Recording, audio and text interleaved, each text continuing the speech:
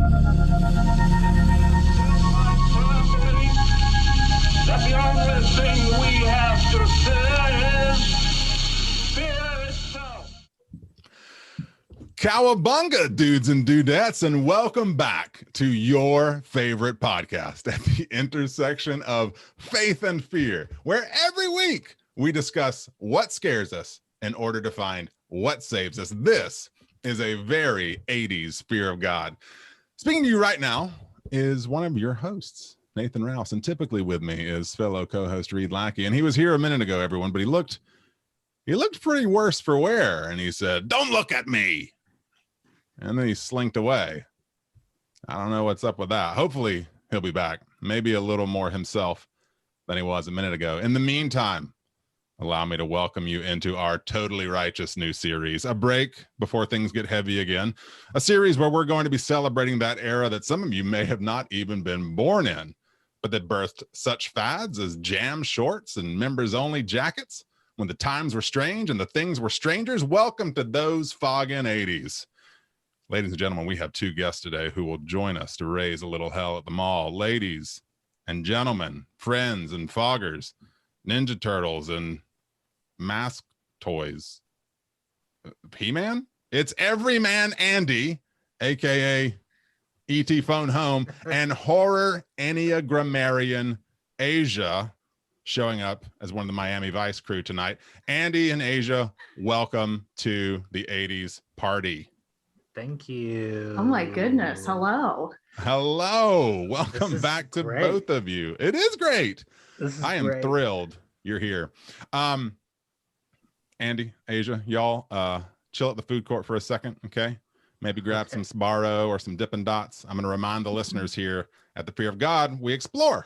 We do not explain, except for right now, when I explain that you, listener, can hear the Fear of God at your nearest podcast platform. You can watch the Fear of God on YouTube, and you can browse the Fear of God on the web at thefearofgodpodcast.com, where you will find Reed. You're back. What's up, man? Hey, How's buddy. it going? I'm good. It is party time up at the Fear of God.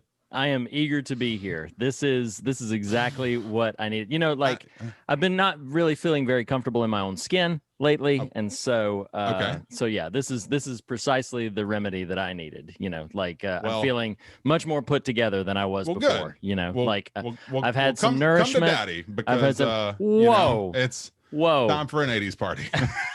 You like to party? No, sir. Whoa! Suddenly, it just takes a darker turn for the 80s. Oh my gosh! No, fun, freewheeling. It's the 80s, man. Asia, Andy, it's good to see American you. Psycho. Yeah, we've got party guests here. That is awesome. Oh, that reminds me. I got to return some What? videotapes. That reminds me. Yeah, No. you gotta be kind and rewind them before you do. Okay?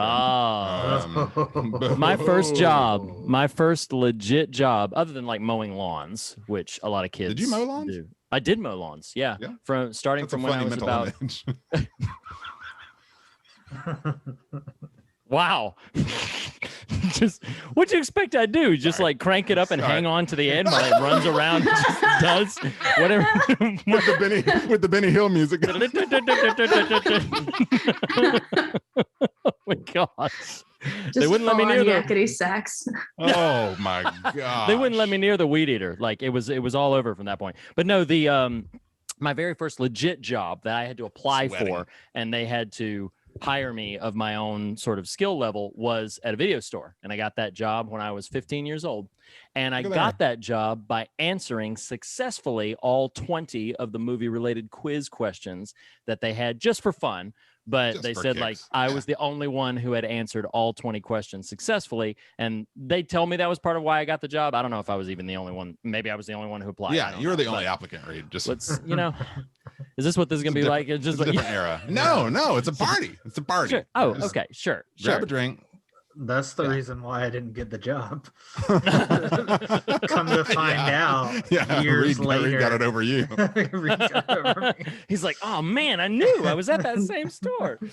So Oh my God. Asia and Andy, y'all are keenly aware of the celebration we're having and the run that's upon us here. But in case listeners don't know or didn't listen to the mini-sode that released within the last, I don't know, 48 hours, depending on how time works, we are in July-ish.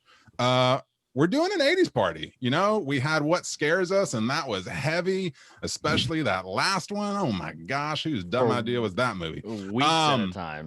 Yeah, a very long run of What Scares Us, which was fun in a general sense, but also was all of us mining our collective psyches for the things that go bump in the night.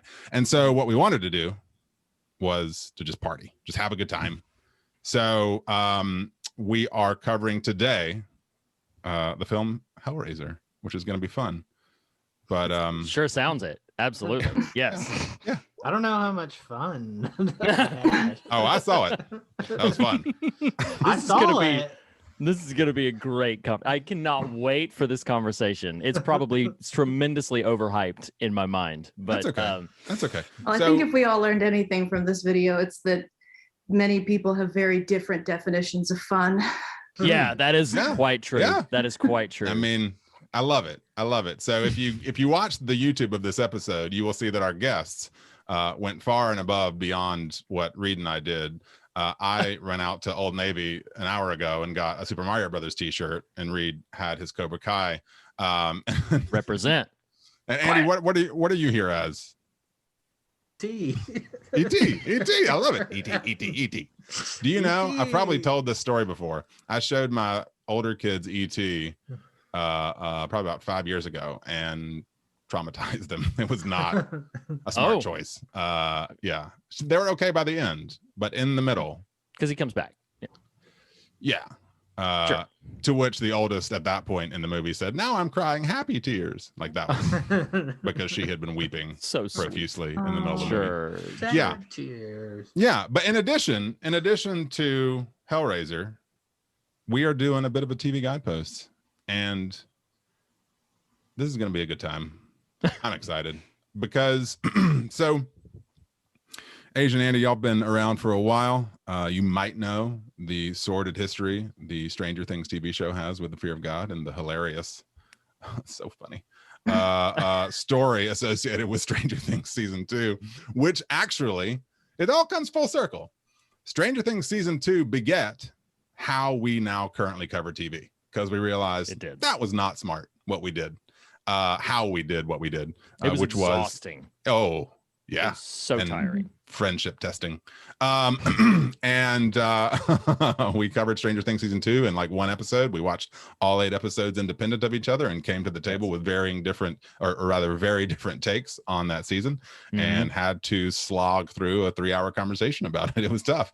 So, but we're coming back around because you know, I rewatched all of Stranger Things recently with my kids, and my heart softened towards season 2, though it does still have some significant cracks in the foundation. But I do love season 3. And so here we are, because season 3 takes place in July. It's circa July 4th in the universe of Stranger Things. We're also going to be discussing that over the course of these next 4 episodes. So I don't know if y'all came to party, but I'm here to party like it's 1989. Yeah. Or So 85, Stranger 86, any of them at All all. of them.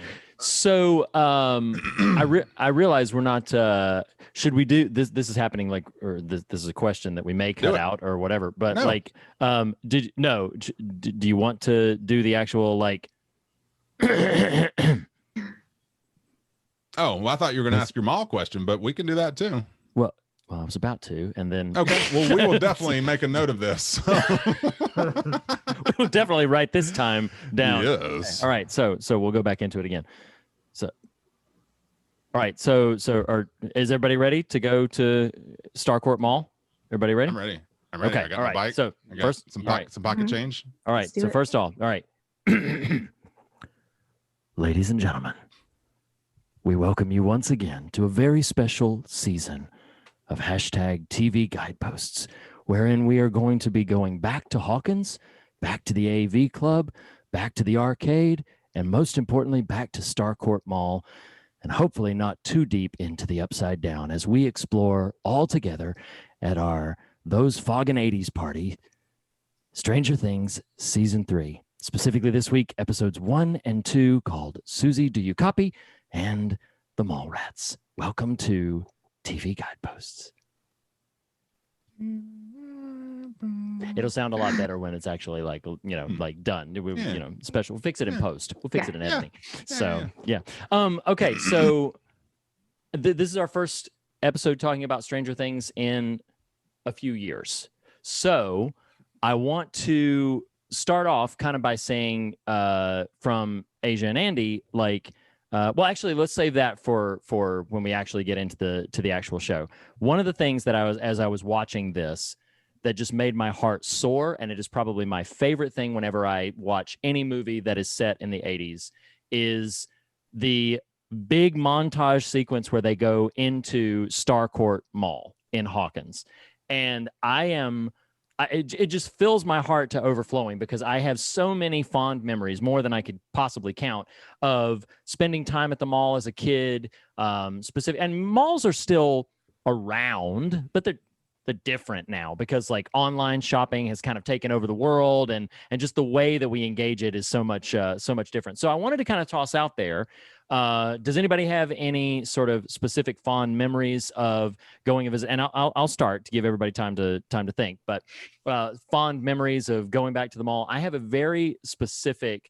It's odd that this would be what stands out for me, but I remember that when we would go to the mall, I would usually have like a route. I would go to the little directory. Remember the directory that would set up and it'd say like, oh, you are here, and these are all the different places. And it was like a puzzle grid that you had to find out exactly where the store was that you wanted to go to. And I would usually map out my route. I was like, okay, I'm going to hit up the bookstore right here, usually a Barnes & Noble. I'm going to hit the bookstore right there. I'm going to go up to the FYE, which was the For-Your Entertainment. That was, I would hit them up. I might swing back around to the Lifeway Christian bookstore, see what they've got going on. I would make my way all the way down through there.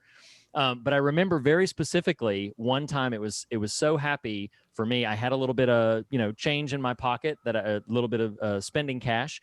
And I would just meet my mom and dad back in the food court, where they would let me pick out whatever I wanted, usually Sbarro pizza. So I would go. Yeah. Oh, yeah. See, so basically, I would make my way around. But one time, I don't know why this memory stands out so much to me. I was at FYE, which is why I brought it up, and they have those little bins in FYE where there's just a bunch of cassette tapes. Anybody remember? Do y'all remember cassette tapes? Did y'all own cassette tapes? Mm-hmm. Yeah, bro. Okay. I'm just saying. So I'm sitting there browsing through, and these were specifically cassette tapes. I saw two right together of a band called Survivor. And one of the albums there was called Vital Signs, and the other one was called none other. And it had this fancy poppin', like severe close-up of the animal's face, but one of them was called Eye of the Tiger. And they were both $5 a piece, and I picked those up and plopped my money down. I had no clue. It was a blind buy. It was an utter blind buy. I had not seen Rocky 3, no context whatsoever. It was a blind buy, but I went and I bought, and the first time I put in Survivor's Eye of the Tiger, which was the first time I ever heard the dun,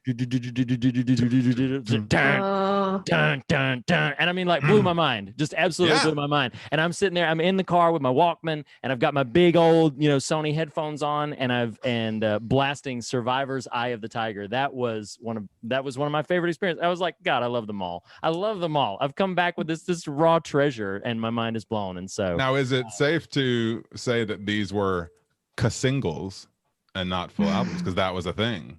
Because it sounds like $5 for no, they were a full album in that era. Well, because remember, sounds low. But remember, FYE sells used, and so I believe, fairly certain that these were used, but they were full albums. Vital Signs had 10 songs. Eye of the Tiger had 10 songs. And Gotcha. I mean, like, and not only Eye of the Tiger kicked the door down, but I'm Not That Man Anymore. Like, that was my jam for a while. Like the girlfriend in like third grade, who I was like, that was a big deal. And then.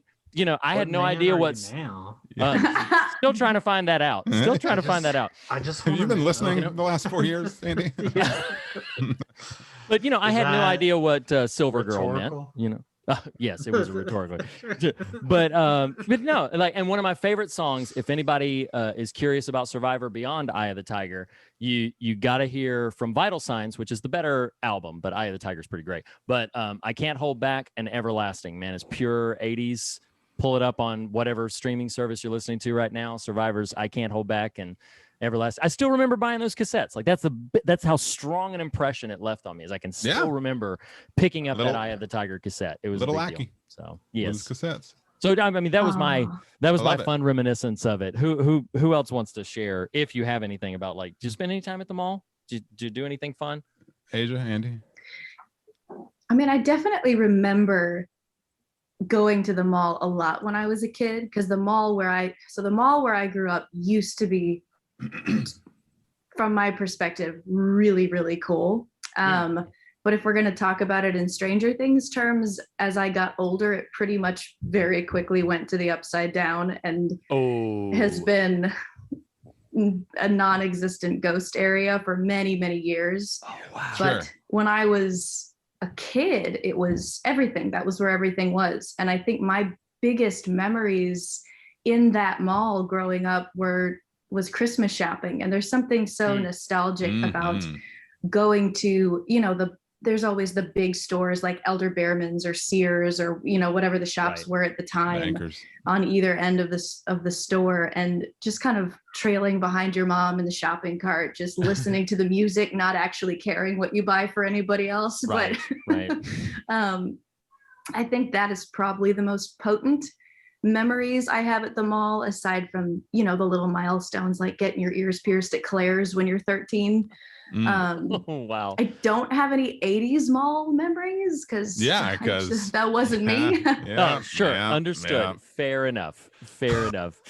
But Joe Exotic did come to our mall. That was one of the few very cool things that happened where I live. I did not get to go see Joe Exotic, but I saw the posters and I saw their van. Oh my gosh. And I live across the street from the guy who did all his tattoos. So anyhow. Wow. But he did like a signing, or like he went by there, like... tigers. He brought tigers to the mall. He did like one of those. If you watch Tiger King, the Orchards Mall in Benton Harbor, Michigan is on the map where they do all of the overlays there. So oh my gosh, that is so crazy. And I'm amazed at how much tigers are coming up in this episode already. Like I love it so much. It was seriously. Tiger King. That's right. Tony the Tiger. That's 80s.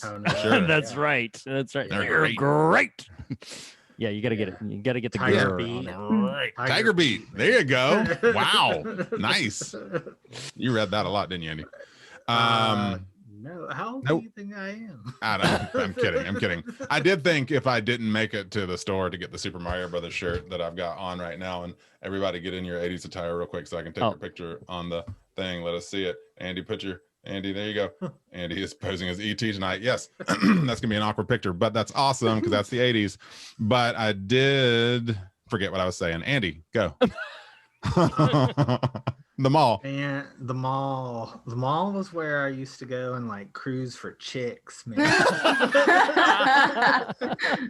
Like I would like psych myself up and I'd get like $20 and I was like, today is the day I'm gonna talk to a girl. And I don't think I ever spoke to a girl at the mall. But I would go. It would be like, but you had your $20. I had my $20. I remember buying the Outcast CD. Okay. Oh boy. I worked at the mall. I worked at like, I found a loop. Well, I say it was a loophole. I was young. I was like 17, 18. And I was like, women's store have to hire men. And so I worked at Victoria's Secret and I worked at Wet Seal. And I was like, I love the 80s. they've gotta hire me because I'm a man, and if they don't, they can't discriminate against you. You can't discriminate. And the Victoria's Secret ladies were the nastiest ladies I've ever met in my life. Oh no! Okay. No. Not the customers, the ladies. Sure. Yeah. But but I was surprised at the crudeness. Oh, wow. I mean, says the guy who exploited the legal loophole to get a job there. Either way, Self-awareness. Sure. Self-awareness. I did it. So, Right. Many fond memories of the mall. But I never met that special someone. It took me going to camp, but we're not talking about camp. Oh no, but Unless we talk about episode 1. Oh, that's We'll right, get- because we'll Dustin, get there. yeah, because Dustin comes back. Master of segues. That's Yeah. right. That was deftly done. That was really Well, great. Yeah, so mall story here. Wow. I like the mall. That was fun. No, I worked at the mall as well at the old Christian bookstore and have lots of fond memories of the mall. And I exploited that loophole because these days they'd be like, I don't know about that, Nathan. Are you sure you want to work here? But actually my fondest memories of the mall as a kid was much like the Stranger Things crew at the arcade. I've referenced it before, I think, on the show, but good pal growing up, Lucas Schaefer in Columbus, Georgia. We would go to Diamond Gyms on Sunday morning. His dad would load us up with a bunch of quarters and off we'd go for a few hours. It was a grand old time when that would happen. And then a few years later in high school, yes, worked at the mall. And I still get made fun of by my wife because I will still comment how whenever we're at the mall, I'm like, I sure do like the mall. It's a weird, I don't even really, I can't explain It's it. safe. Just It's safe. well, not really. I mean, we had a shooting at one of ours about a year ago. Oh, my God. But yes, yeah. Oh my God. But I mean, that's America. So what do we say? Yeah. Malls, Here I was feeling movies, so churches. so elated Yeah, for a things little- were going yeah. great. Yeah, so all of a sudden it's like reality Yay, comes crashing malls. down. Oh my yes, God. yes. no, 'cause Nonetheless, I have a 'cause grand fondness for the mall. Yes, Reed. Well, you just described this whole like, oh man, I love the mall. Like we did. So when things had started to decline a bit in terms of COVID cases and everything, we went and I was with my in-laws, and it was me, my wife, my son, and her parents. And we were just browsing around at their mall, which is a legit mall, but it's What is an illegit mall? the one where it's like a strip strip mall. mall. Yeah, Yeah, like a right. strip mall. It's like, That's It's- an illegit mall, but that's the illegit mall. Yeah. It's like, Okay. you go Too inside, legit. you have to have like at least 3 escalators. I don't know exactly what the rules are, but but yeah, just the fondness of just like walk. I remember thinking, like, as I was walking, I was like, oh my God, I miss this. I love this. So just walking around, there's this little, I walk by a guy who's trying to sell me something that'll clean my phone, and I'm not interested, but I just keep moving right on down. And then all the little like stands for calendars and things like that. It's fun. It was just really enjoyable. And I picked up, I think, a couple of Schitt's Creek t-shirts while I was there that, I was just like, oh man, it's just fun to look around. Cause I think that's the thing is like, browsing things on the internet is not quite the same because there has to be a certain degree of like prompting. You have to be looking for something. I mean, yeah, you can go to a particular website and start to browse things, but I don't know. I just loved the discovery of the mall, the surprise of the mall. Like I'm going to stumble across something, either window shopping or I walk in, like something catches my eye, and there's just, it's not quite the same doing that anymore. And so, yeah. Or you might stumble upon a transmission of a Russian recording in code, signaling other nefarious activities. Speaking of deft segues. So we are here not just to talk about malls, but to talk about Stranger Things, episode 1 and 2.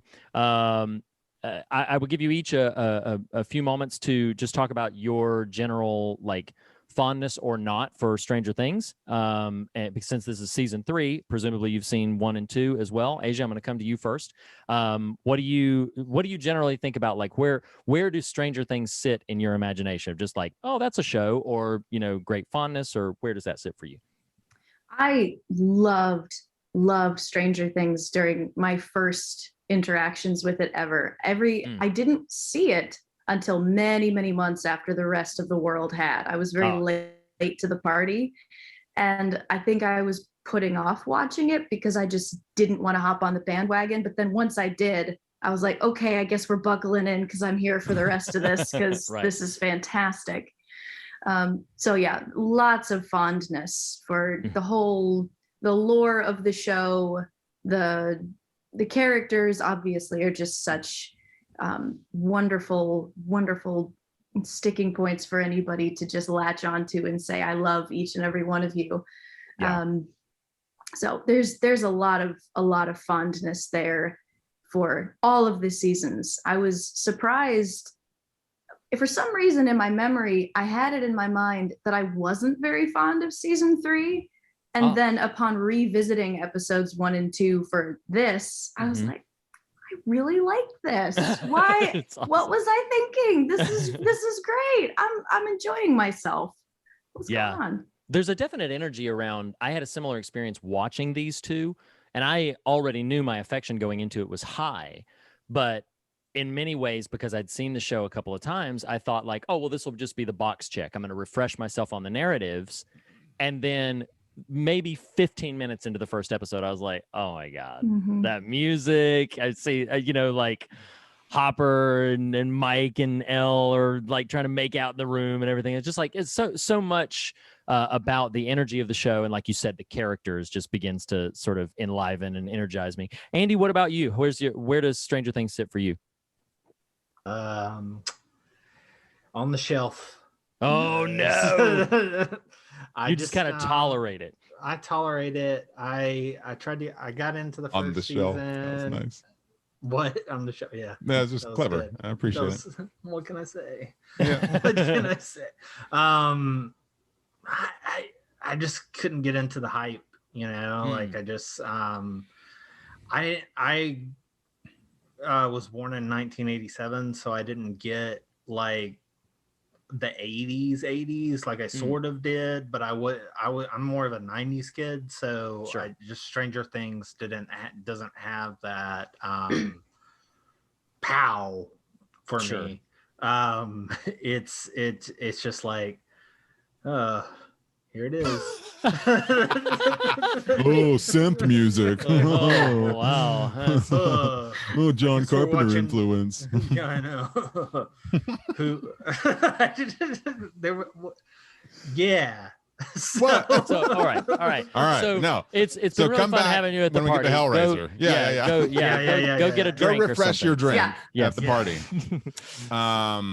I am the one who was so down on season 2 that I was worried going into 3 when I initially watched it, and I blazed through season 3 the first time in sort of the weekend watch, the viewing, and then my older kids in 2021, like maybe fall. Okay.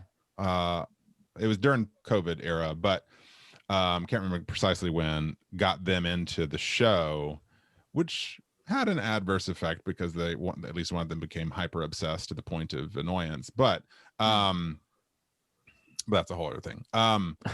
Nonetheless, rewatched the whole series with them and just recalibrated on 2 and rediscovered my love of 3. We did a whole family viewing of that, and even just rewatching these first 2 episodes, and I say this sincerely, whatever misgivings I have on 2, I completely abandoned for 3. I love the energy. I love the cast. I love the new characters. I love the interactions. I mean, even just, I think getting into specifics of the episode, I think the reintroduction and reacquaintance of Steve and Dustin is one of the most glorious, joyous scenes in just about anything. It's so fun and so wonderful having those characters do their thing, and I love Joe Keery. I mean, they stumbled on something really special with him. David Harbour is just amazing. I don't know. I really, really have a fondness for especially season 3.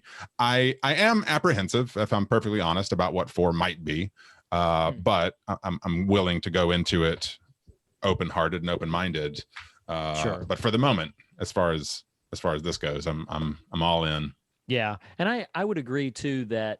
Well, with each season, I remember, to your point, when season 2 ended, and I was out the gate an apologist for season 2. There were a lot of people who I know let's, yeah. I mean, it really, it was taxing. But I remember like there were things about the boldness of them trying a couple of new things that I liked. And that's not to say that I thought everything worked wonderfully well, but I feel like I just really connected with several things that they were attempting that made it more endearing than I kind of expected.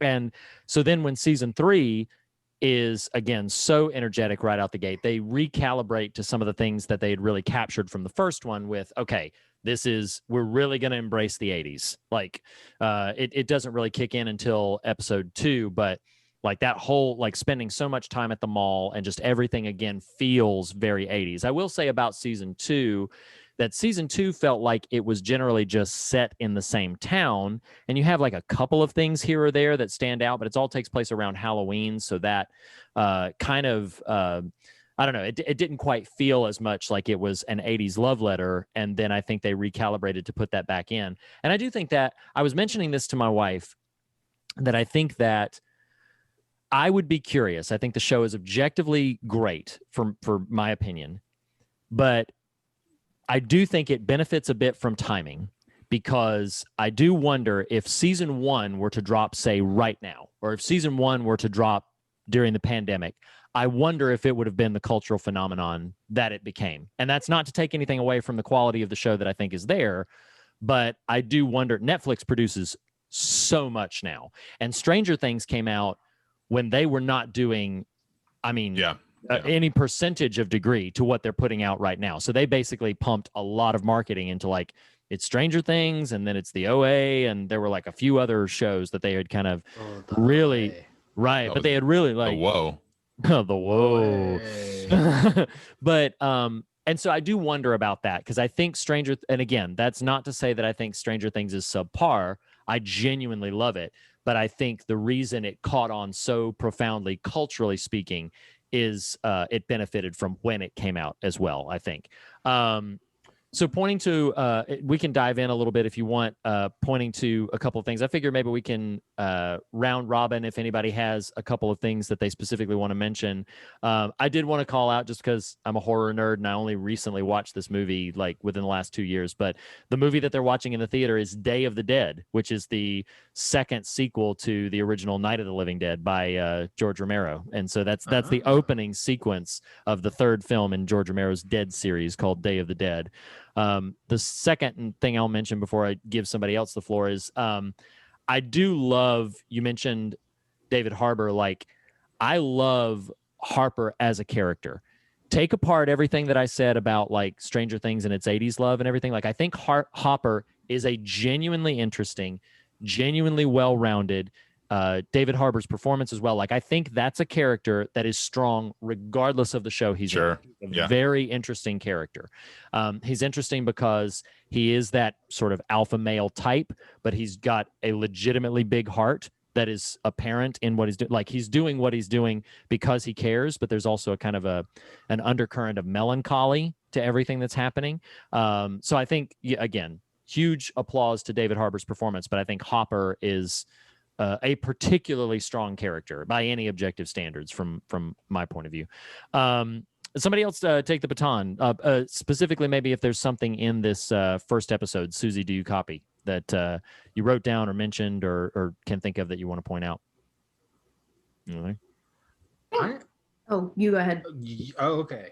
I love the idea of just like the girlfriend and talking to him and or talking to her, and like we all haven't been there, but like we've gone to camp and we've fallen in love, and we come back and nobody's gone to the same camp as us, and we're like, oh yeah, I met Susie at camp and we're gonna talk and it's gonna be so sweet, and everybody's like, no, you didn't meet a girl, look at you. And I was like, oh.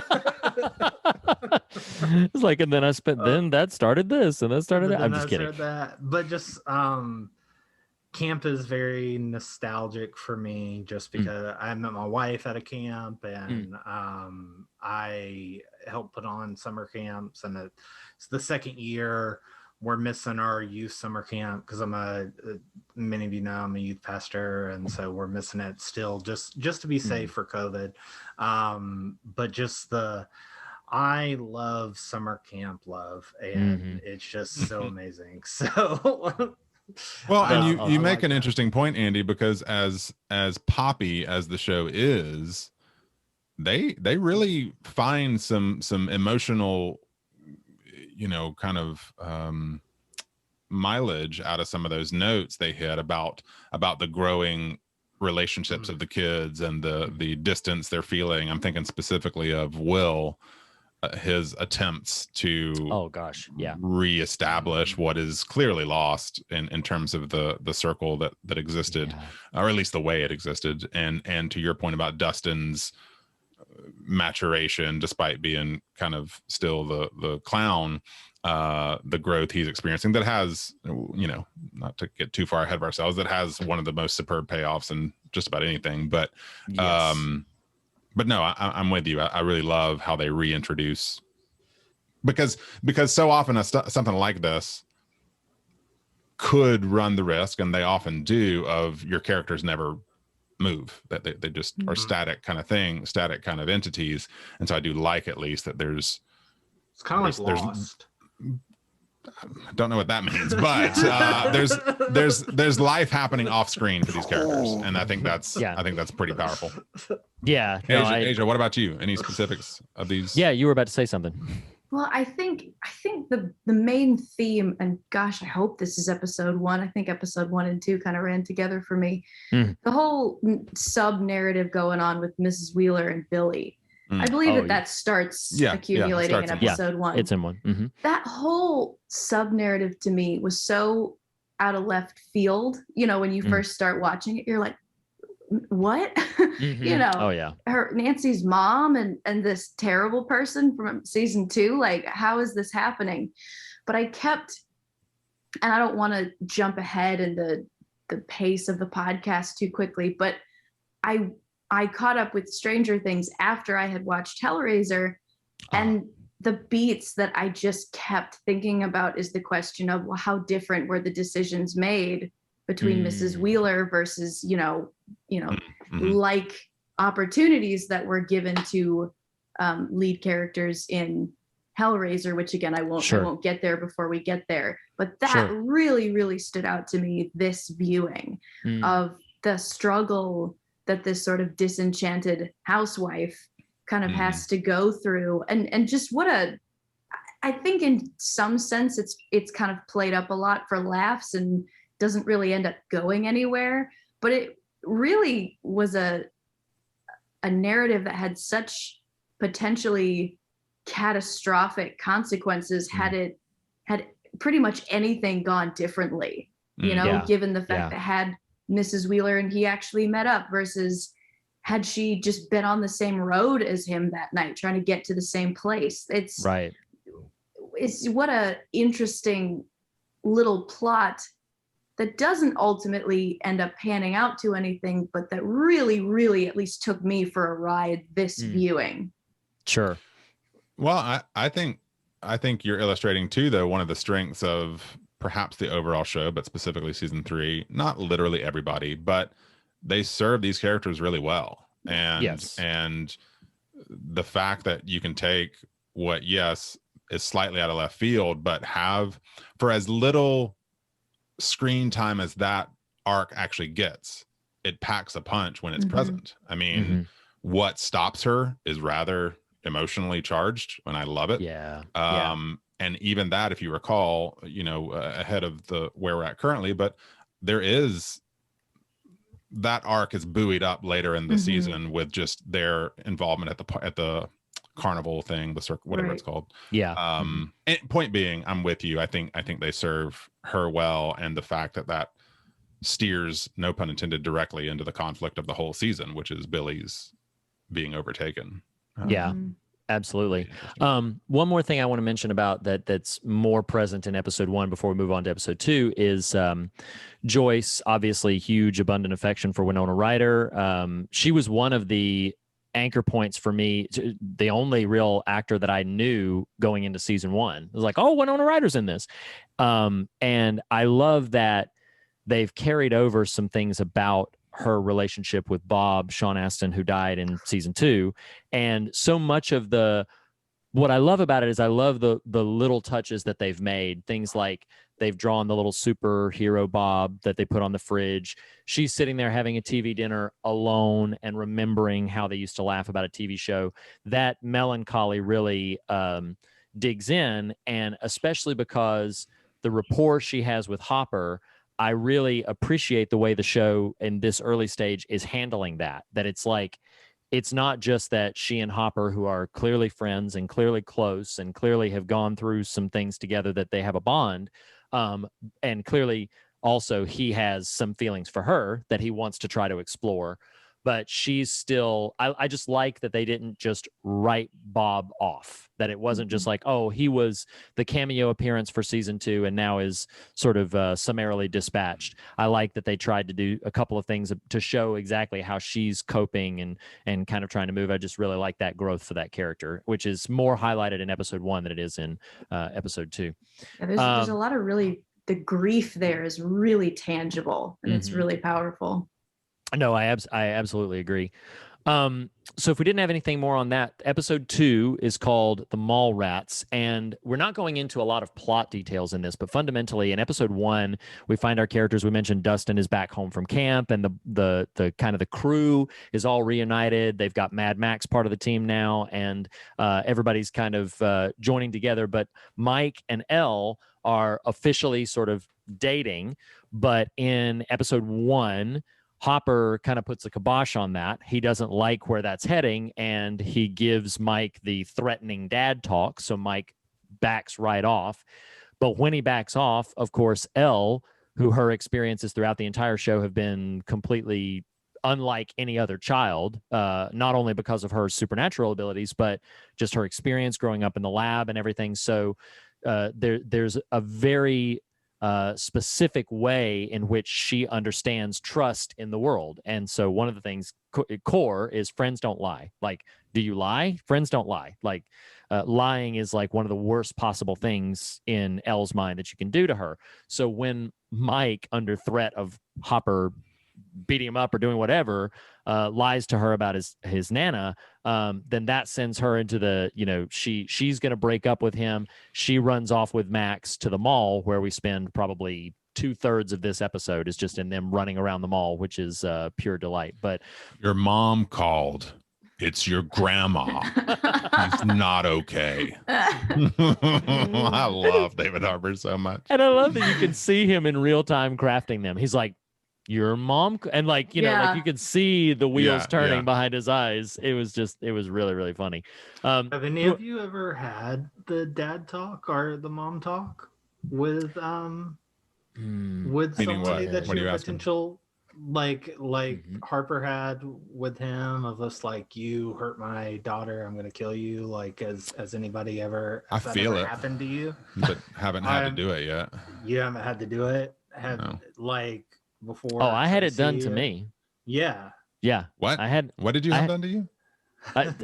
My high school girlfriend's dad had the talk with me. Wow.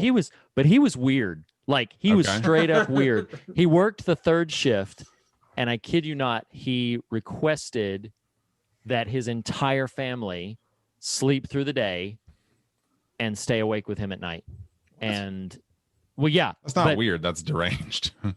And so like when I started seeing his daughter, it was like just the whole dynamic was a bit odd. And you sure it's not like a let the right one in sort of scenario? Right, like you escaped a horror movie. Maybe I did. Maybe I did. I'm just saying. Maybe Reed's life just got so much better realizing that. He's like, wait, oh man, that's amazing. Hallelujah. That's so. Asia, but no. Did somebody's mom like take you aside and, this is my baby, like, you don't hurt him or her, until moms don't tend to have those talks as much. My dad was the exact opposite of any of that, though. Like my mom was more the one to be a little bit like that. But whenever I would tell my dad, like, hey, so and so wants to like date me, he's gonna come ask you if he can date me. He'd be like, why? Like, they're gonna date you, not me. Like that. Oh, wow. I mean, to illustrate this point a little bit, when we were doing the family watching of season 3, there were chuckles in the room at my expense because of how resonant my family knows those Hopper scenes are. And I'm like, yeah, I'm with you, bro. Like, I haven't had to deal with that yet, but thank you, COVID. You know, Here it goes. We've all been in the house for a year, and there's been none of that whatever happening. Oh my god! But I do, I worry about me during those times. I did want to throw out, dadgummit. Oh, I wanted to add one more to the mix here that's relevant to all of it. Is Reed, you mentioned Winona Ryder and just the casting in general. Of course, we get Carrie Elwes as Larry the Mayor, but I mean, is there a better addition writ large than Maya Hawke as Robin? I mean, she is so great in this season, and I have increased affection for that family, specifically after Good Lord Bird, which she also shows up in throughout. So just really fun addition to the gang here. I do love the new characters, like you mentioned. And I have one more thing that I'll mention if nobody else does, but I want to sort of give the floor before we, sort of round this out and move on into our next film. Does anybody else have anything either specifically about episode 2, about these first pair of episodes, or something about Stranger Things that you haven't mentioned that you want to? If not, I'll wrap off with my thing and we'll move on. But anything? No? I do. No? Oh, I mean, one of the touch points of the whole series is its excellent music selections, and few are as well selected and timed as Cold as Ice from The Police when Eleven dumps Mike. That is a great moment. It was wonderful. It was so really good. wonderful. I was thinking that this particular, like the first couple of episodes, they really pull out, like they are starting strong with some of their big, recognizable 80s song, like I Just Died in Your Arms Tonight. And they're really going is that in for this episode. These two? Well, yeah. It's when Mrs. Wheeler is putting on the makeup and daydreaming about Billy. That's a great song. Oh yeah, absolutely. It is a great song. What we didn't mention before we leave is just the primary threat. So it's easy to forget because these first couple of episodes set the stage so well about these great characters, these great character relationships, that this is ostensibly still a horror show. And the primary threat here, at least what we know about it, is Billy, who we mentioned earlier. He was an absolute tool in season 2. But in this one, he has been sort of sucked in by this entity whose intentions and motives we don't know yet, but there's this severe infection. And what we know about it is he's been sent to sort of bring in others to try to get copied and infected as well, maybe duplicated, maybe just infected themselves. That one shot in episode 2 where Mrs. Wheeler is trying to check on him, and it looks and you think for a second he just turns around. Yeah, just turns around and slams her head against the wall. It's just an illusion. But that I forgot that moment and jumped straight up out of the chair when I was watching it. But we still don't know entirely very much about it, except oh god, the rats. The rats are all swarming to it and then popping like popcorn. It was just it's really, really. So we'll learn more about that threat as time goes on. But if everybody's okay, we'll draw to a close. Are we all good? Are we ready for? So, ladies and gentlemen, it's time now. You don't have to go home, but you can't stay here. It's time to exit the mall, and you have to make your purchases, make your way to your counter, and just pick up your items, and then leave. And we'll see you back here next week. And as a matter of fact, when we have yet another 80s party and we revisit Stranger Things season 2, this time for episodes 3 and 4. We'll see you right back here next week. Hopefully not in the Upside Down, but hopefully very, very much in all things Starcourt and Hawkins at #TV Guideposts. Awesome. It's lovely. Love it. It's lovely. So before we go to hell, we're in the middle of or we're beginning rather this run of 80s films that we're covering, And the thing that I forgot to mention earlier when I mentioned I lost my train of thought or forgot what I was going to say is, had I not gotten this shirt, I was ready to inform that I am the only one of the four of us who was literally alive for every second of the 80s. So I did at least have that going for me, even if I Good point. which is that a badge of honor? I don't know. Maybe. But we wanted to turn the dial back. Reed, do you want to needle drop for us here? Turn back time. You want to do that for us? You mean like Sing the song. Yeah, there it is. Home. My wife will appreciate that if she listens. Yeah. So yes, much like when we were doing, what were we doing when we covered box office mojo? We were going through 2020. That's we were right. Looking at the best, like the box office grosses from each year that we covered when we did that. So something we wanted to do before we got to Hellraiser and see if y'all have seen these movies. I know most of us probably have, but it's just fun to go year by year via Box Office Mojo to know what were the top films of each year of the 1980s. Boy. Starting with 1980, any guesses? So we're looking for the top box office grosser for 1980. Yep. God. Is it Star Wars? It is, in fact, a Star Wars. Is it Empire Strikes Star Back? Wars Episode 5, The Empire Strikes Back. Wow. Which made $203 million, which is not much money by today's standards. This is a fun one. I have not looked at these other than I pulled up 1980 a while back, so I'd seen that one. 1981, clocking in at $108 million, and I'm pretty sure that's it says total gross. I don't know if that's a different difference between. I don't know if they were clocking international back then or not. I just don't know. But number one in 1981 was Richard Donner's Superman 2.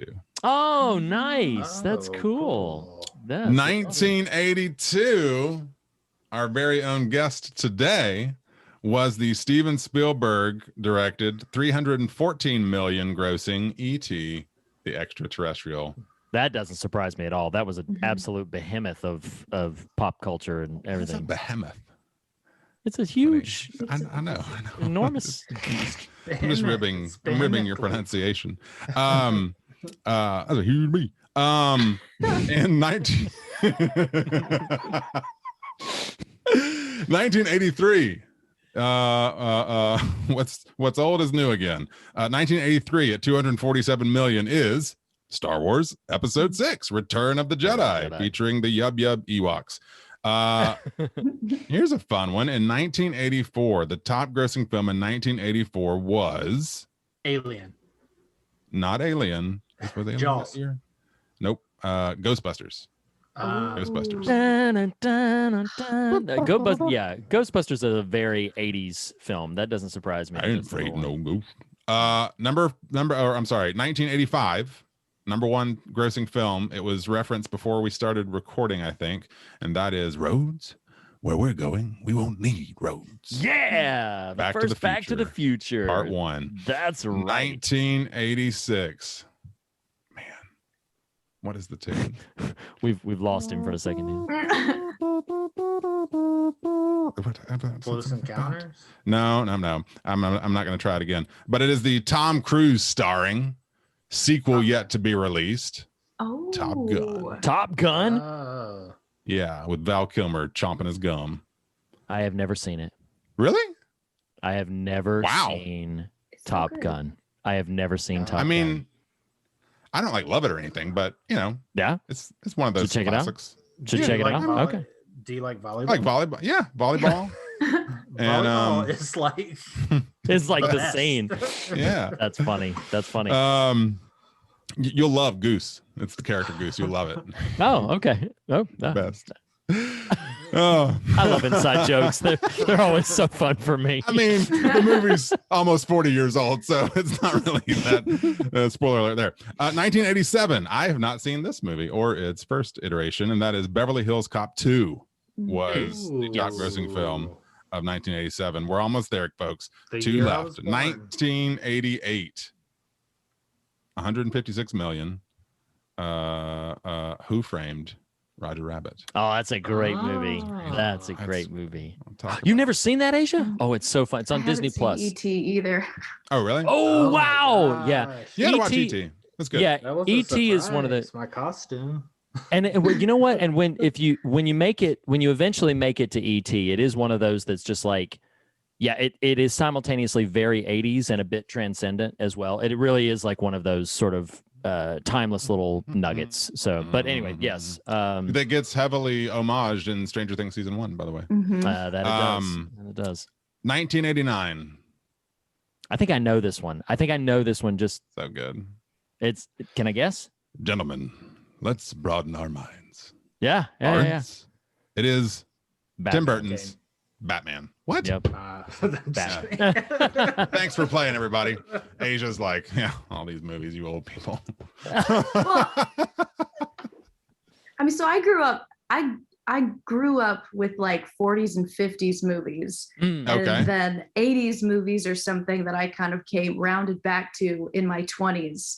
So I'm slowly getting through them. Now you have a list to check off. So last thing before we get into this, quintessential 80s film that we're discussing today, so my wife watched a lot of fun sort of popcorny movies in the 80s, and specifically like rom-coms and all the Brat Pack stuff. A lot of that was a niche I did not see because I was watching a lot of like horror stuff, and I was watching the more, science fiction-y and broader stuff. So for the first time in my life, like 2 weeks ago, watched Pretty in Pink. Had never seen it. And so every once in a while she'll bring up like, oh, here's like, you've never seen Pretty in Pink? Like what? You've never seen Ferris Bueller's Day Off? Whatever. And then she'll rectify that. And so you haven't seen Ferris Bueller's Day Off? I have now, but that was one of the movies where like just on regular rotation, about maybe once every couple of months, my wife will be like, have you never seen Desperately Seeking Susan? Oh wait, have you never seen Can't Buy Me Love? All these little sort of staples of 80s rom-coms, 80s teen rom-coms. And so yeah, anyway, that for to whom it may concern. Yeah. So yeah. Reed, why don't you take us into our film here? But definitely representing pretty much everything people think of when they think of 80s films is Clive Barker's directorial debut, Hellraiser. Easily one of the most bonkers, bananas, wildest films. So I have a question. I knew Nathan hadn't, and I knew metatextually that now know that Asia had not seen it before. Andy, had you ever seen Hellraiser before? Am I the only person who had? This is a repeat experience. I'm the only person who's a repeat experience, guys. I'm just gonna go get some popcorn and come back, and I want to hear what y'all think about this movie because I really love this film, but it's, as you are aware now, having seen it, it's the kind of film that I'm like, whenever I tell people, oh yeah, are you gonna watch Hellraiser? I'm just chomping at the bit of like, what'd you think of Hellraiser? Like, because it's such a weird, different, and I don't know of anything else like it. And that's hard to say in these horror movie sort of tropes. I don't know anything else like it. I mean, you can say it's in the slasher genre, but it's not. That's not what the movie's about. And so it's like I can't almost really more of an erotic fantasy.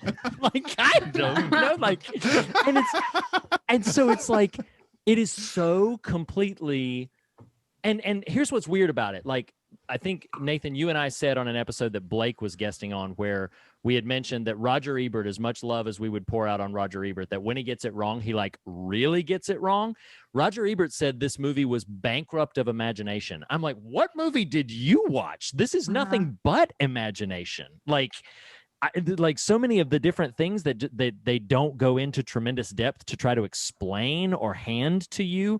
It's just sort of, you're expected to sort of keep pace with what's possible, and it's not that they don't explain any rules at all, but they certainly don't unpack it all for you. So yeah, I will yield to whoever wants to go first, but it's kind of just, I want to hear from all three of you. Like, what'd you think when you were watching this movie? Were you like, I think I asked this of you, Asia, off pod, of just like, was it like, I liked this, or I've made a terrible mistake? Like, what was the feeling? So why don't you go first, actually? I want to hear more of your thoughts about it. Yeah, I loved it. I absolutely loved it. I think I responded when you asked me that, there are certain elements of not terrible mistake, but this is by far one of the like the visually nastiest movies I've ever seen. Sure. Yeah. And they did their job. The visual effects, the practical effects of this film were nauseating in all of the correct ways. And yeah.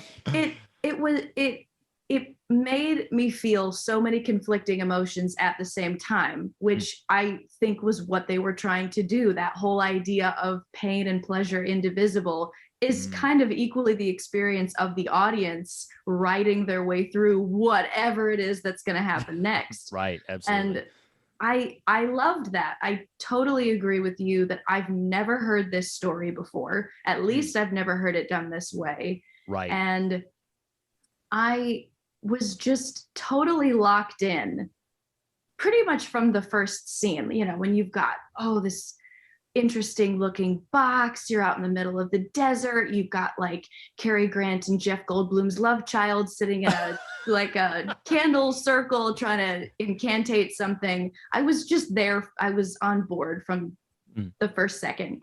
Awesome. There are definitely like little things that I could nitpick and did consider as maybe kind of distractions for me along the way, but all of the positive emotions I felt about it far outweighed any of the distracting elements that kind of peaked up throughout the experience. Very cool. Very cool. Andy, what was your experience of it? Sorry. No, that's okay. It's like, speaking of which, no, just it's kidding. put me to sleep. I didn't check my phone while I watched it, which was pretty cool. That's high praise. Yes. In 2021, it is. That is very high praise. I just didn't get it. You know, like, that's such the right reaction. It's like, what in the world did I just watch? Yeah, like what I expected just from, just horror lore, I guess, was like Pinhead was gonna do more than just like stand there and just be like, hey, right. well, your and soul then is mine. an old chomping at the bit guy was just like, I mean, it's creepy, but I did not know what I want. It wasn't art for me, you know what I'm saying? Sure. Andy is throwing down, man. He's like, why am I here? I don't care for Stranger Things. I did not like this movie. No, I'm just kidding. I didn't say Andy I didn't Ebert. like it. I didn't say I didn't like it. I just said I didn't quite understand what I was watching. Like, fair point. Appropriate. I thought there was gonna something, hell was gonna break loose or more, I mean, in your Hell defense, might raise. yeah, in your defense, I mean, I had never seen it, and yeah, you I kind of love that it's not a very predictable narrative. Right. That's true.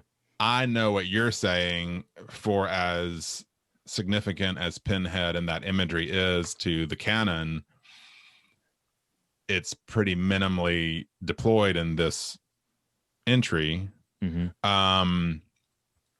I don't know that I'll ever get to subsequent films, but I kind of like this notion that clearly it's meant, is the box as this portal is going to resurface across time or other people's lives and that sort of thing.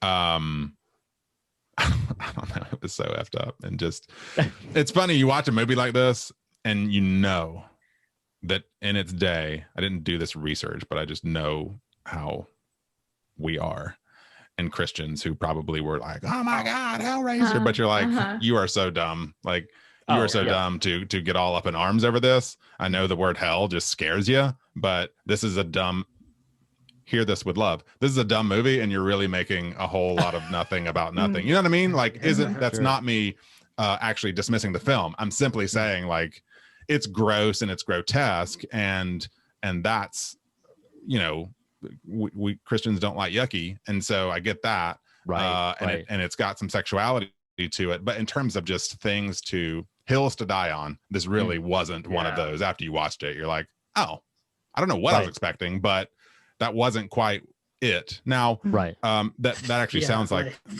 right. yeah, that sounds like I'm poo-pooing the film, which I'm not really, because actually, I mean, I think it is impossible to argue that the creature designs aren't exceptional. I mean, it's Yeah. On the right night, if you aren't familiar with horror lore, like these would be nightmarish and nightmare inducing sort of figures to view. I mean, that weird ass hallway larva thing, stuff like what? The scorpion tail. Yeah, scorpion tail thing. Yeah. So no, I am glad to have watched it for my knowledge of the canon. I wouldn't even say I didn't like that. It's just so weird and bonkers. You're like, okay, well, I have seen it. And I will spend time and conversation in the course of the coming years thinking about it and talking about it and sort of figuring out what I think about that. But that was kind of the experience. Yeah, Reed. Go ahead, Andy. Reed, is it safe to assume that you've seen more than one of these? Yeah. Does like Pinhead like do anything? Yeah, no, he does. So what's fascinating about that's worth mentioning is that actually Pinhead in the novel this is based on, well, it's really more like a lengthy short story, a novella, if you will, but it's called The Hellbound Heart. And in that novella, Pinhead is not even named. He is given precisely one line of description in the entire text of the book. He is in the corner with one line of description, and that is his entire footprint in the original novella. He was not supposed to be the image icon that he is. And in fact, he didn't even have these lines of dialogue when he was originally cast. It was supposed to be like the more sort of oozy butterball character. That's the lead of the Cenobites in the book, and that was supposed to get but he can't talk through that apparatus makeup wise. And so then they thought about the Chatterer going to that one next, but also could not verbalize very well with that. So it naturally pivoted over to Doug Bradley in Pinhead. They did want to give some more lines of dialogue to the female Cenobite, but whenever she would move her head a lot, because again, practical effects for years, as Asia pointed out, the apparatus that she's wearing on her head, if she's too emotive or moves around too much, it just falls apart. And they didn't have a major budget on this to keep fixing that. So they were like, okay, Pinhead's makeup is pretty stable. Plus Doug Bradley has a just absolutely glorious baritone voice. Like his voice is absolutely just rich in tone. So like, let's just give it to Doug Bradley. Let's give the lines to Doug Bradley. So then they did that. And then in the subsequent film, so like in the second film, major spoiler for the second film, Hellbound Hellraiser 2. To even further to your point, Andy, there's a character in Hellbound that is so awful that our main character like a human character.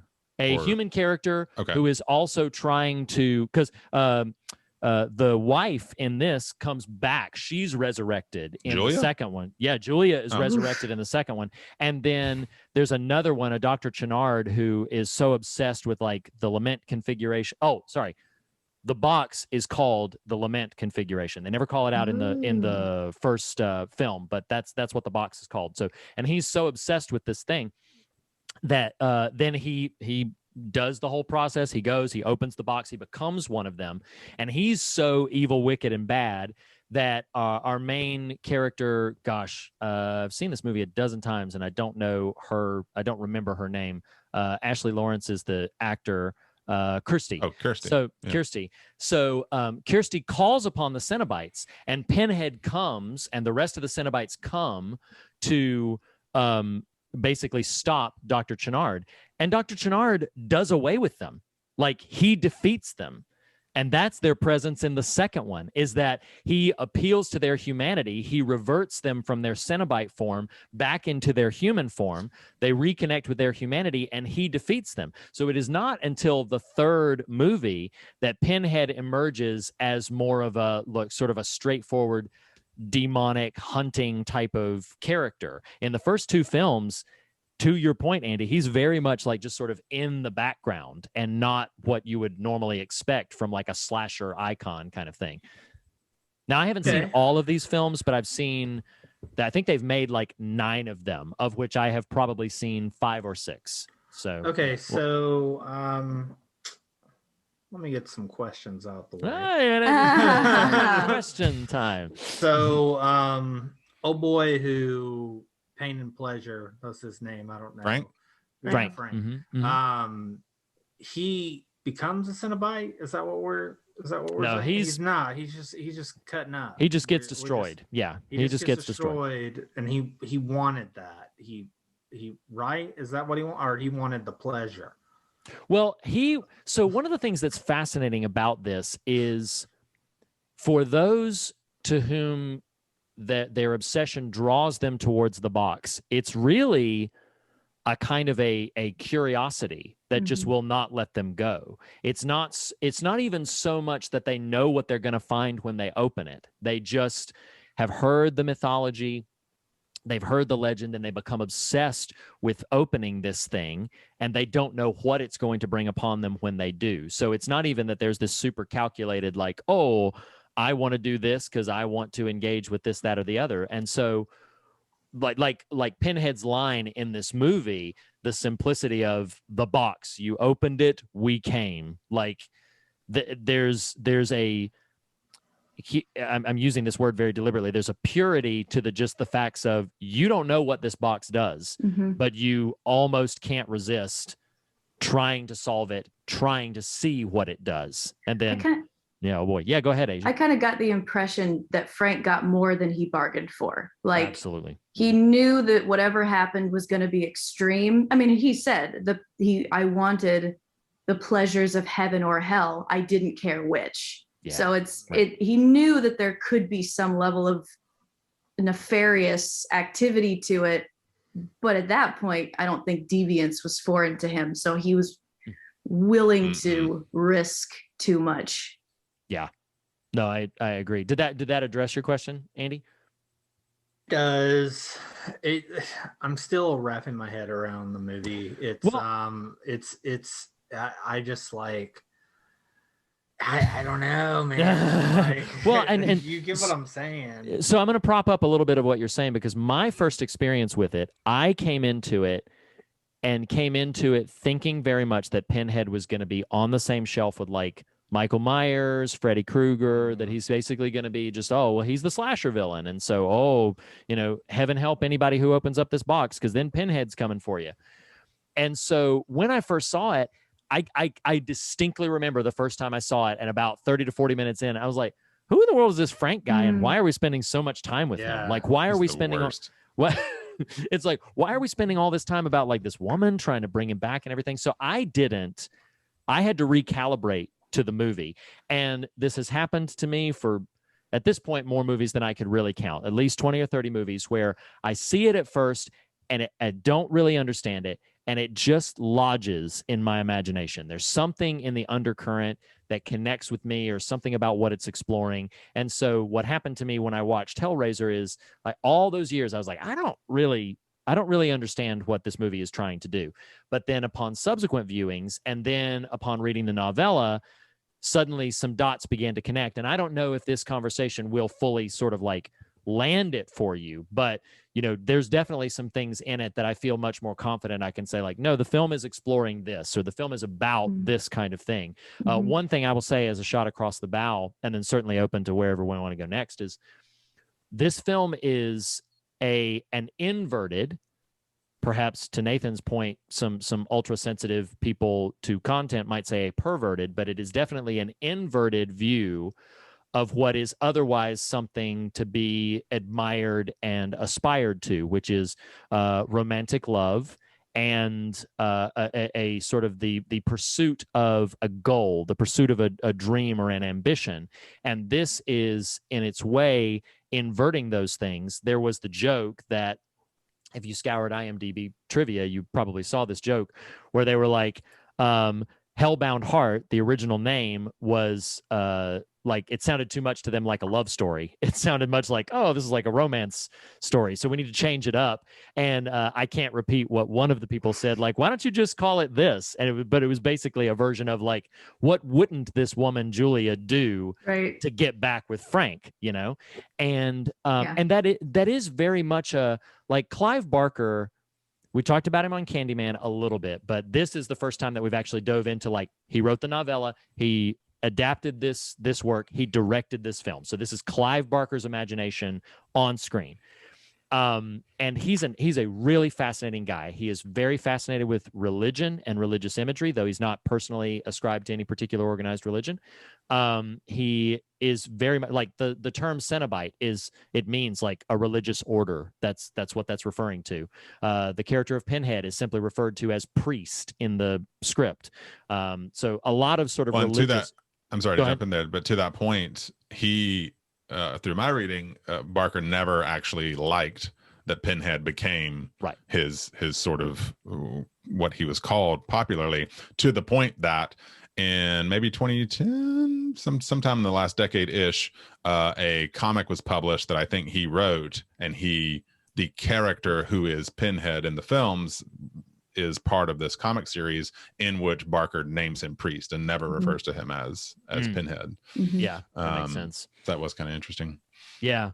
And so yeah, it's one of the things that I did. And Clive Barker, if you, depending on which edition of the book Hellbound Heart, if you stumbled across it at your local library or something, there is an updated edition. If you look for like the edition that has Clive Barker's introduction to it, he did talk about like part of what he's exploring is the ethics of the pursuit of love.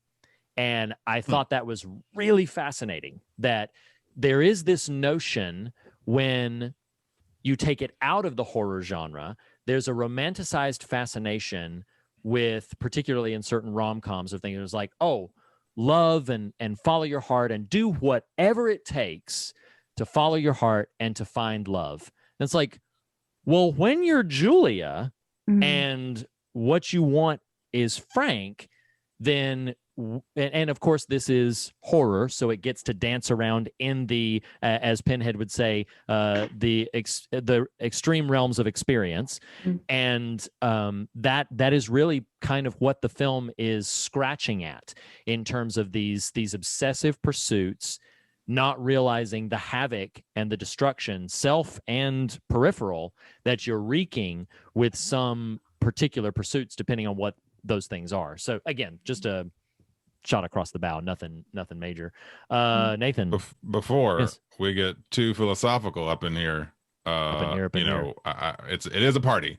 And this movie is all about things that are not just wrong, but might be called That Ain't Right. Yeah. That ain't right, it ain't right, nothing right about it, no, it ain't right, no, it ain't right, no, that ain't right, it ain't right, it sure as hell ain't right, it sure as hell ain't right. That ain't right, that ain't right, that sure as hell ain't right. Yeah, so it is time to talk about all the nasty that Hellraiser has to hold for us. So yeah, we're gonna do a little segment we call That Ain't Right, where each of us scan our lists, and guests will go first for what is the absolute most That Ain't Right thing to you that happens in the film Hellraiser. Andy, I am coming to you. What would you say in watching this film? You're like, that ain't right. That ain't right. Yeah. Shoot. There's like two things that I can think of. That's all right. The first one would be when Frank meets the symbiotes for the second time, and it like stretches his face out and he's still talking. It's like, is that the end? Right? Yeah, at the end. That's the end. That's disgusting. That Jesus wept. Yeah. And then which was a substitute before you leave that one. The Jesus wept was a substitute line. The line was supposed to be F you. That was supposed to be what it was.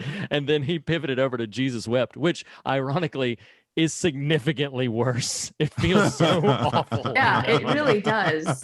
I'm just like, oh my God. Anyway, yeah, sorry, Andy.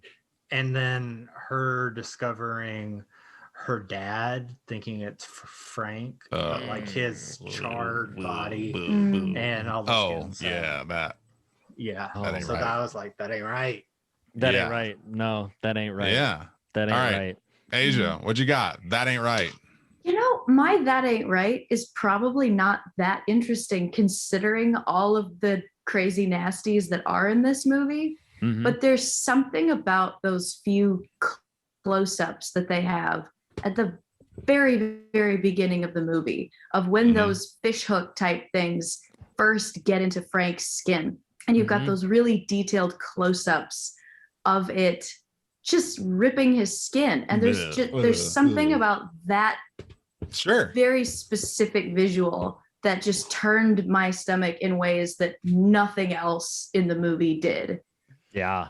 Oh, I think, no, I don't I disagree. think that was so strong a visual image that my brain and my physiological response just shut off. It was like, okay, this is what we're dealing with. Right. So cool. Right. Looks great. It's fun. It's a good time. Party. You were texting me. You're like, this movie is already like, what if I didn't know where you were in the movie. I just see the repeated. Yeah. I just see the repeated, like, I see the W come through. Oh, I see the T. Oh, I know where we're going. Okay. Yeah. All right. Yeah. So, yes. Yeah. So absolutely. Absolutely. Yeah. I totally get it. Nathan, you want to go? You go ahead. What's yours? There's so many. Y'all left a lot on the table here. One, I'm just cenobite. Like that word conjures such confectionery goodness for me, not hellish. You know, I called them the despondency. Cinnabuns the whole time I was watching exactly. it. The I'm like, Cinnabuns. I will eat that. You know. Y'all got some cenobites? Yeah. Yes, I do. And then they pop up. You're like, whoa. That's not what I asked for. Not what I had in mind. I said extra frosting. Oh, Take it back. Take it back. That's sure a deterrent, though. If you're trying to lose weight, you open that box, you're like, you opened it weaker. It's like, it's like, no, sir. Put it back. It's like what do you call it? The lament configuration. It's like that with cinnamon icing, cinnamon bun icing on it. You're like beep beep beep, yummy. Oh Okay, let's figure this out. Because all right, what are you gonna say? What's yours? I mean, I'm gonna pull an Andy, and I'm gonna do a one and then a real world one. So, okay. So because I had no idea what I was watching, just period. I just didn't know what the narrative was going to be. I did not know Frank's character would play the role he would. So I had no idea. And in fact, it says, period, WTF, period. And it's the birth of the thing from the floor. The goo from floor congealing as a half skeleton body with guts thing. Oh, Frank, that's Frank. Okay. Yeah, that was repulsive. I mean, come on. Talk about though, like, I cannot say it enough. Practical effects. Oh, sure. Holy Yeah. crap on that. Like, so good. My God. Yeah. Yes. And I will practically vomit. Yes. Yes. Right. That's achievement unlocked. Level up. The other thing is, so my middle child is out of town at her grandparents' house, and this is mild story time that's going to feed into this. And I had just watched Hellraiser the night before, and one of the most disgusting elements in Hellraiser, I thought this is what you were referencing, Andy, is Larry / Frank at the end of the film, or Frank wearing Larry. Mm-hmm. Well, what are you wearing tonight, Larry?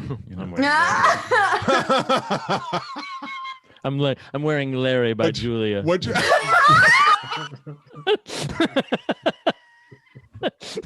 Larry by Julia. Wow. That's good, Riri. But one of the most disgusting, just as in a movie, as nasty and gnarly as this one is, one of the most subtly repulsive things in it is Larry's hairline when Larry is not Larry but Frank.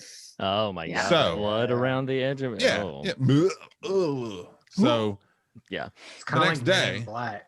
The next day, my 10-year-old who's out of town is getting her hair dyed at her grandparents' house. Oh, I get a text of a photo of my 10-year-old with hair dye in her hair. Yes, you know where this is going. And she's got this nasty ass sort of dye line around her hairline. I'm like, blah, throw my phone. I'm like, no, thank you. Y'all Keep can her. keep her. Keep her. That's not her anymore. She's been taken.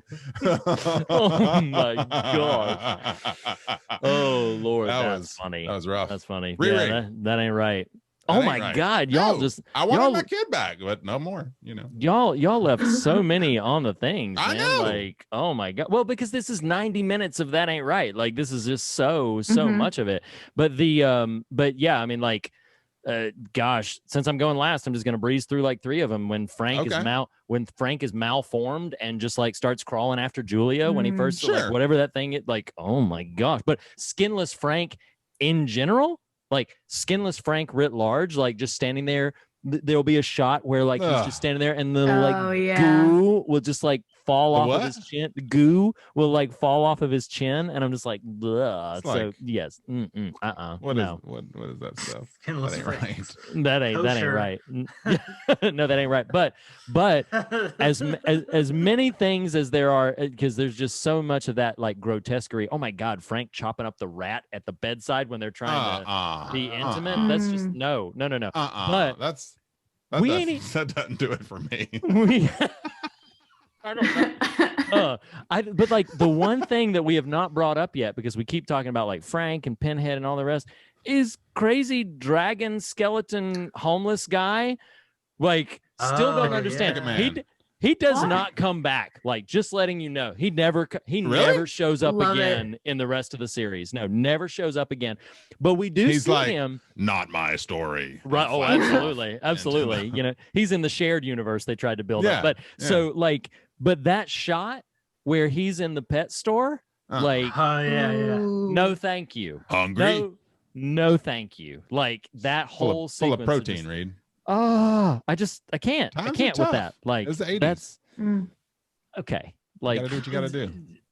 ooh, Asia's got I got one to tack on to Yes. my that ain't right. Or Again, to hook in. what if, quite literally, Yeah. this is again one of the more subtle things, but the tension, the absolute dread I felt watching Larry try to push that mattress up the stairs, knowing that the nail was the there. nail. Mm. Oh my. Oh my Yes. gosh. And Yes. just what else Mm. of that? Is it deep while he's got just rivers of blood streaming right, from right. That was a his hand? serious scratch. Yeah. I know. Well- Well, it's like somebody walking into the hospital holding their guts in their hands. Are you okay? I'm not I don't know. okay. Just Like, moving a mattress. Somewhere Yeah. around the big bloody spot, you know. Yeah. Well, It- and listen, this movie is jacked up, but it's kind of a pretty impressive edit when the parallel action is the mattress up the stairs and the mattress in flashback, you know? I mean, Yeah. Yeah. I thought it was impressive. So this feeds into that ain't right, but it is one of my questions. Listen, y'all. Okay.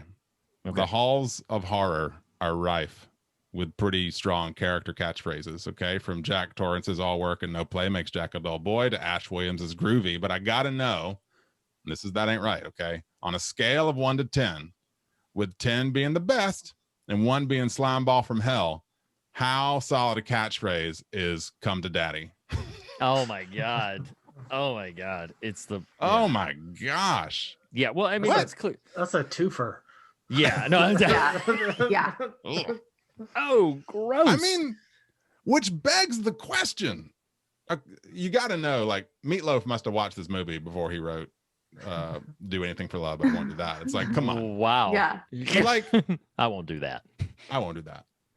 What I didn't mean to throw both of my questions here and that ain't right, but it feels like I'm left wondering, like, Frank is a terrible human Right. Oh, and a terrible absolutely. undead human. Like, No, Mhm. absolutely. what? I that is one of the few things, you know, and maybe I'm just looking for something that the movie doesn't care to offer, but I'm like, why like, she Why thought he was Frank? dead? Well, Mhm. sure, it's not Yeah. just why Frank. I mean, okay, because there's why Frank in real life, you know, Right. like living Frank, that's a question. Right. Why that guy? He's Mhm. a slug, you know. Mhm.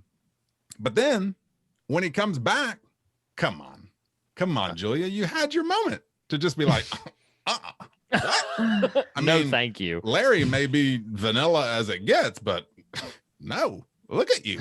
I mean, But no, she gets that. I don't know. but so here's okay, so we're gonna officially like sort of tie off. That ain't right. Cue You the ready 8 to go seconds to of music cue? Cue the 8 seconds of music now. Thank you, everyone. That sure as hell ain't right. So Now to my question. So, but I've only ever been a guy.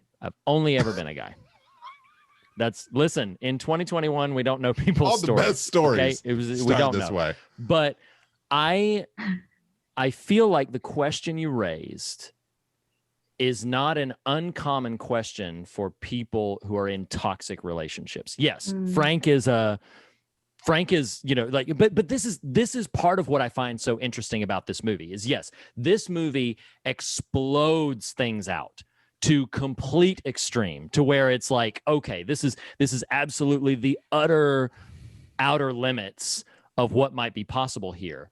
But I mean, how many times have people probably found themselves in a relationship that everybody around them are looking at and going, really? Like, this is what you're doing? What's funny is, Arrested Development joke. and what's funny is I actually don't fully intend to be lighthearted, in the sense that, like, some people find themselves really latched in, Sure. using the movie's mirror imagery, like hooked in to certain things that are like, oh my God, like I don't know how to detach myself from what's happening here, and the toxicity of that to that degree. Like Julia is full blown, like, obsessed. She is full blown, like, she's locked in on this, to the degree that, as weird as the inversion would feel to us, it is her husband, Larry, who is disgusting to her, and Frank that is alluring and appealing and attractive. and the toxicity of what not only he demands of her, of course, dispelling her the first opportunity she no longer serves a utilitarian purpose, but then also the extent to which she is willing to offer up her own, and I do not say this lightly, offer up her own soul to see him get what he wants. And I do think, all jokiness aside, I do think there are probably significantly more relationships than, I mean, Nathan, we not to pivot us back to last week, but we touched on this a little bit about the ways that your mind can just get lost in what you don't realize is happening to you in this situation, and how you've been sort of, I won't dominate the conversation on the subject, but I do think it's like, yeah, Frank's a piece of work, but given the right set of combinations, the right need he fulfills in who Julia is, long enough so that is now locked in, and that's and so now there's really no turning back to that degree. So yeah. Well, I think part of it is also Julia. I don't know if I would say that Julia is chasing Frank so much as she's chasing the idea of Frank. Because Frank has never been anything more than sort of this fleeting apparition to her. I don't know if the film implied that it was more than a single instance, or at least no more than a few, but yeah, the relationship that they shared together was so fleeting, so I don't know, just violently emotional, yet so quick that whatever lingering phantom she has of him is completely is a total incomplete picture of who he would have been as a person. The only image of him she has is the image that he projected to her in those brief moments. Right. And that's what she's holding on to. When you see this horrible, deformed thing crawling towards you on the floor, and you realize this is this phantom that I've been remembering, you know, for all of these years, and being in a vulnerable place, being disenchanted, being resentful of her husband. That's a very powerful fantasy to, again, we talk a lot about things getting their hooks in you, literally and figuratively, but she wants the box of Frank. She doesn't know what's in it, you know, and she ultimately pays for it by being willing to open it. Yeah, no, I think that's a really astute observation, because it's you reach this point to where you become unable to distinguish, as the Cenobites pointed out, like you become unable to know the difference between what will be painful and pleasurable, and it all just sort of, it's not quite the same thing as growing numb and apathetic. I think there's this way in which certain appetites can reach a point of insatiability, and you have to almost pursue what fulfillment of that appetite might have felt like at some point, and you're constantly trying to chase that again, and perhaps that is at the root of addiction, perhaps that is at the root of obsession, is this notion of you are no longer actually going to ever be fulfilled. You're just going to be constantly chasing what you thought fulfillment was supposed to feel like. And that's how it maintains its, you know, like he keeps telling her in the film, like, just one more and we'll be done. And I even like the guys that she lures up to the room. There's the one that I think the film deliberately sort of gives us a moment to kind of break our thought pattern out of the maybe drive-in movie sort of schlock that it's toying with, where the guy's like, I get really lonely sometimes. Like this is a pitiful person, and I don't mean pitiful in the sense of like, oh, pathetic. I just mean like sure. There's a tremendous sense of pity that you extend. Like it's just lonely, because God knows connections, and even more so in 2021, legitimate connections are difficult to make, and they require a certain degree of risk, and this poor person, you could almost imagine, you know, some voice in his head saying, you just got to put yourself out there, man. You just got to put yourself out there,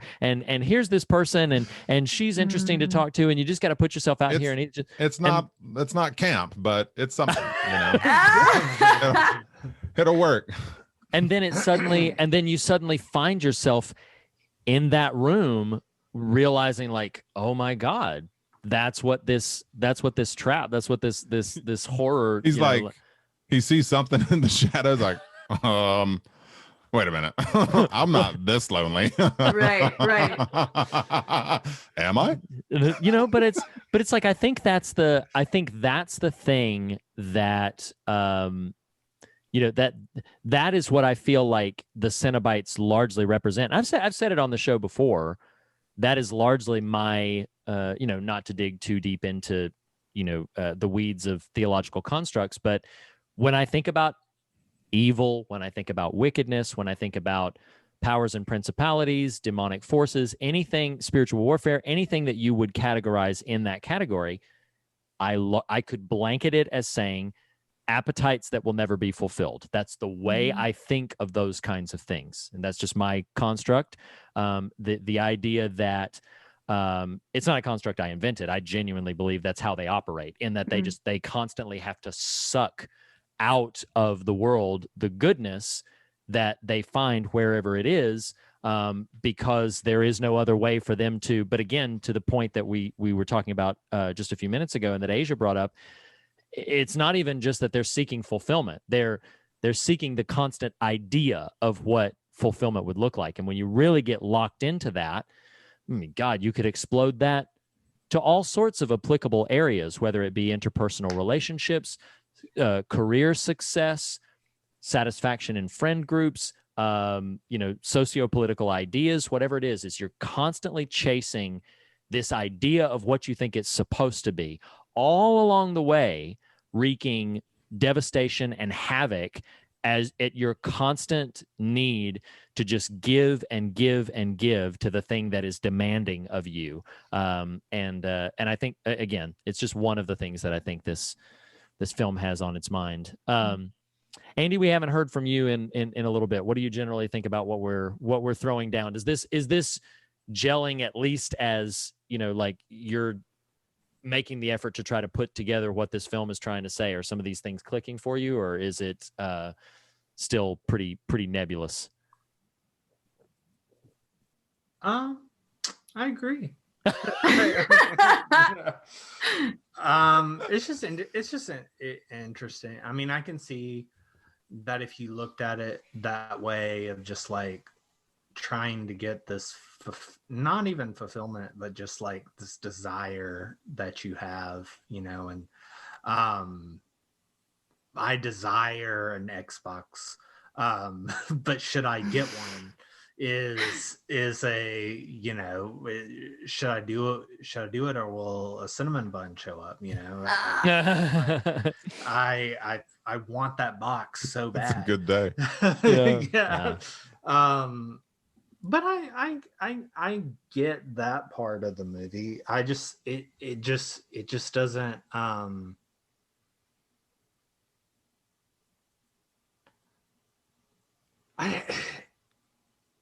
it's one of those movies you could go so deep into and Sure. get in the weeds, or you can just say, this guy just wanted to put some hooks in people.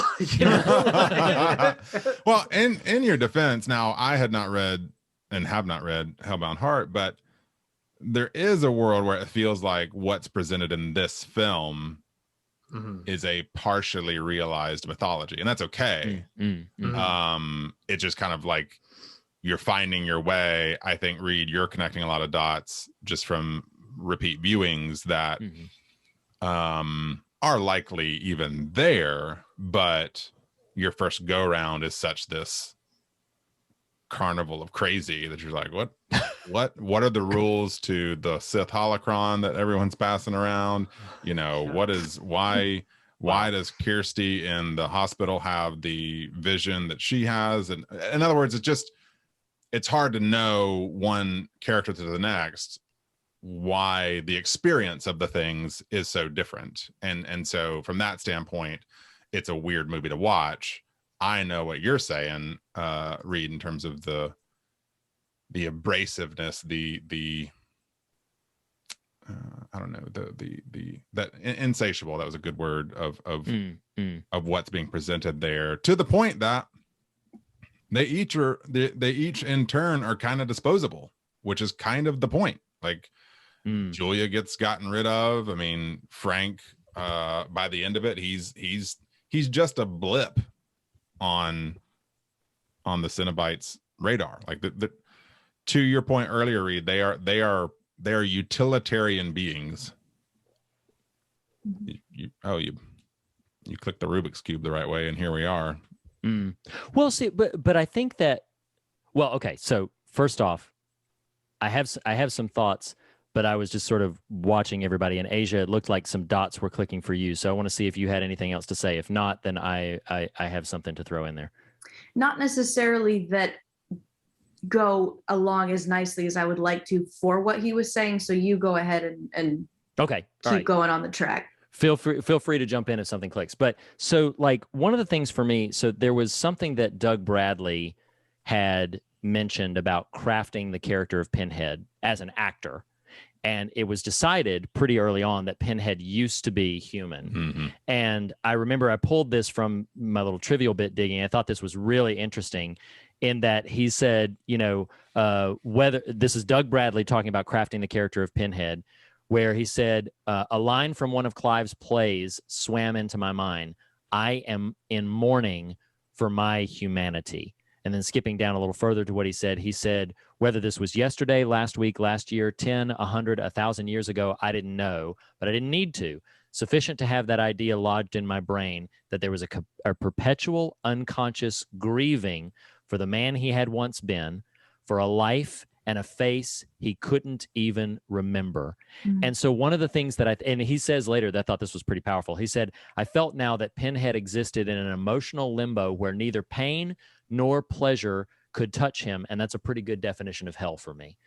And I think, so one of the things that I think is fascinating is he says this notion of, I am in mourning for my humanity. And what we're talking about, and what I think the film very much has its ideas on, is this notion of there can be a way in which you think about the cenobites used to be humans, which, again, this film does not unpack.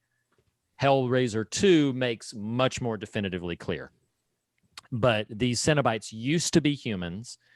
They tread along this path, opened the box, and now they are here, and this is what they are now. And they have lost their sense of humanity. And to that degree, Julia is in that same process. Frank is in that same process. They are in the process of losing their humanity one piece at a time, one choice at a time. They are actively and willfully sort of sacrificing. It's almost too broad to say their souls or their spirits, but like everything takes a piece of who they are till they reach a point to where like Pinhead standing there, that it's almost just the flat line, no metronome. It's just, it all just blends together now. This man has got nails sticking out of his head. Like there are drill lines in his face, and everything is flat and everything is nothing. So that's what I'm kind of fascinated by, and to a degree haunted and horrified by, is the notion, the idea that a thing I'm pursuing could become of so utmost ultimate importance to me. I'll say it in this way. Nathan, you and I were recently conversing about a situation. We were making an observation about someone that we both knew. And we were making an observation about how they had become, I'm going to have to, because, this is someone we know and everything, I'm going to try to be vague enough about the details, but specific enough to make a point. That they had, it is not. It is not. But jeez. But they had become so fixated on a subject, and their particular framework was in an intention towards righteousness. They had become so fixated on a very specific subject, and perhaps righteously so, and perhaps intentionally for good, trying to strive and make efforts towards good.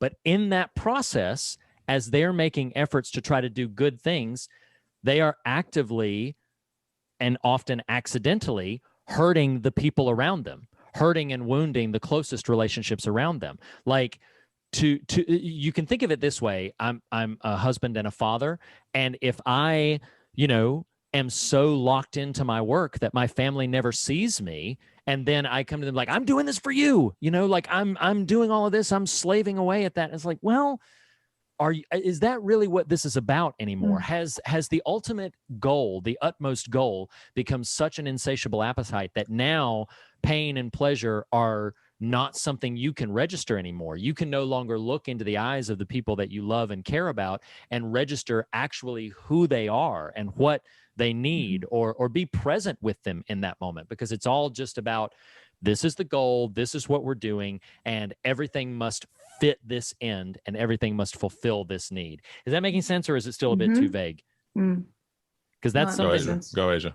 Ron. Yeah. Oh no, I that just really like weaves itself into something that I had written down, and I have to give my husband J Mark all credit for this one, because he was the one who articulated this so nicely. He watched it with me as we were kind of ping-ponging thoughts back and forth after having watched it. I said, what stuck out to you the most about the movie? And he said, well, everybody has their Frank. And I said, what do you mean by that? And he said, everybody has something that would be better if they just let die, but they won't. Oh my God. That's right. Wow. Yes. But it is those things that very subtly over time that we obsess over, or again, you don't have to consciously obsess over it to be fixated. Feeding something. Yeah. And fixated. And it's those things that can very subtly destroy you, Yeah. No, I felt that when you cited that quote. I'm just like, we would much rather or we would be better off if we would just let it die, if we would just let it go, but just we can't. And so we keep not only feeding it, but sacrificing for it. Like that's what she's doing. She's not only giving of herself, but she's also, throwing cattle, these people like cattle, to make sure that Frank can consume it, and so that he can grow stronger. And then even still, he can't be whole until he has to wear the facade of something else. And he's even still not whole at that point, but he can't appear or look put together until he fashions a different facade. And it would just be so much better for everybody if he was just left to die. If he was just like, okay, and again, normally we don't talk about characters in film as if they are completely disposable, but Frank, like, he gave himself over to hell. This is not a character that we are longing for redemption for. Like, he has absolutely surrendered himself into raising hell, literally, and so I do find that somewhat convicting and somewhat haunting. This idea of like there are things that we would be better off if we would just let them die. So this is the moment in the conversation where I would say we can kind of easily pivot over into the fog meter, but I don't want to remove the opportunity if somebody else had anything that we hadn't addressed or hadn't said about the film that you want to take the chance to do so now. If not, we will sort of, bring this party to a close, sadly, as that is to say. No, are we good? Would you like, I don't have to, but I did, as the horror Enneagrammarian, jot down some very quick typings for each of the characters. I don't have to go into deep depths my God, why, I love it. but it was just, there's not a ton of in-depth character development to really, but if we were just going off of sheer behaviors, this is my gut reaction list. This would be rapid fire. Larry is a 2, Frank is a 7, Julie is a 4, and Kirsty is an 8. Not quite sold on that one, but it felt. Who's a 4? Wow. Julie, or not Julia. Julia. Julia's a 4. What is this? You know what? Yeah, I'm I one feel too, seen. so I'm throwing myself under the bus too. Yeah. I feel seen. Can you Asia, your horror Enneagrammarian skills have shown up on the blog. Don't go too into depth of the Enneagram, but specifically what does each type in a nutshell, there's like the this thing, that thing. Okay, I'll kind of generally go through what they're usually known as. 2s are often known as the helper, which again, Larry is sweet, he's giving, he's nurturing, he's all of the things that people. He's a doormat, Larry. Get a spine. Yeah, kind of sometimes. 7s are often known as the enthusiast, and they have many, many wonderful traits, but some of the pitfalls they can fall into is if 1 is good, 2 is better. There's an element of too much, of chasing the next best thing, of thrill seeking. There's often You said that's Frank? Yes, a lot of high risk taking behavior with more unhealthy 7s. So things like that. Julia is a 4. They're often known as the romantic or the individualist. I kind of pegged that based off of, it's very easy sometimes for 4s to get fixed on an idea of something that isn't necessarily real, but is sparkly, that may fulfill a need or a desire or add a sense of completion. You're gone. You're out of here. Quit reading my mail. Again, I'm one too. No, it's true. It's true. And because for what it's worth, 5 minutes ago when y'all are talking about the pursuit of things to nihilism or whatever, I'm like, let's get on past this. Oh man. And then Christy is an 8. 8s are known as the challenger. I pegged her as an 8 kind of quickly, but mainly because she's so good at setting boundaries from the get-go. Yeah. And other types can do that very well, but 8s tend to have a really good knack of being able to set boundaries in a way that doesn't hurt people's feelings because it tends to come pretty naturally to them. They can, but she knows what to say, when to say it. She's not afraid to say it. And she's going to take action when she thinks she needs to. So that was my gut reaction list for all of us. This is fantastic. This is fantastic. You are good at this, Asia. So yes, that is absolutely fantastic. That's why we pay you the big bucks. So I guess cash. He said we pay her in Kohl's cash. Don't forget it expires on Tuesday. Okay, so just there's that. I guess with that having been said, it's time to bring Hellraiser to the fog meter, our patent pending very specific metric on the fear of God, of Fear and God, where we rate these films on their scares and their substance. So Clive Barker, 1987, Hellraiser. Andy, I'm going to come to you first. How would you rate Hellraiser on the fear measurement? 7. All right. Asia, what you got for me? Dude, Hellraiser on fear. I'm just gonna go all out. I'm gonna give it a 10. I was deeply upset by this movie, very much so, in a good way. Like it did it did its job. Yeah, heard. Nathan, what about for you? Clearly, this is a film whose half the benefits from repeat viewings, for at least me on the first go round, it was less scary than it was just pure disgusting. But I say that, I mean, I meant it, what I said earlier, the character creature designs are pretty amazing. And so I think I'll join Andy at his 7 for fear. Well, I am going to join Asia at the 10. This is a really, I think it's got Sharks. Jets.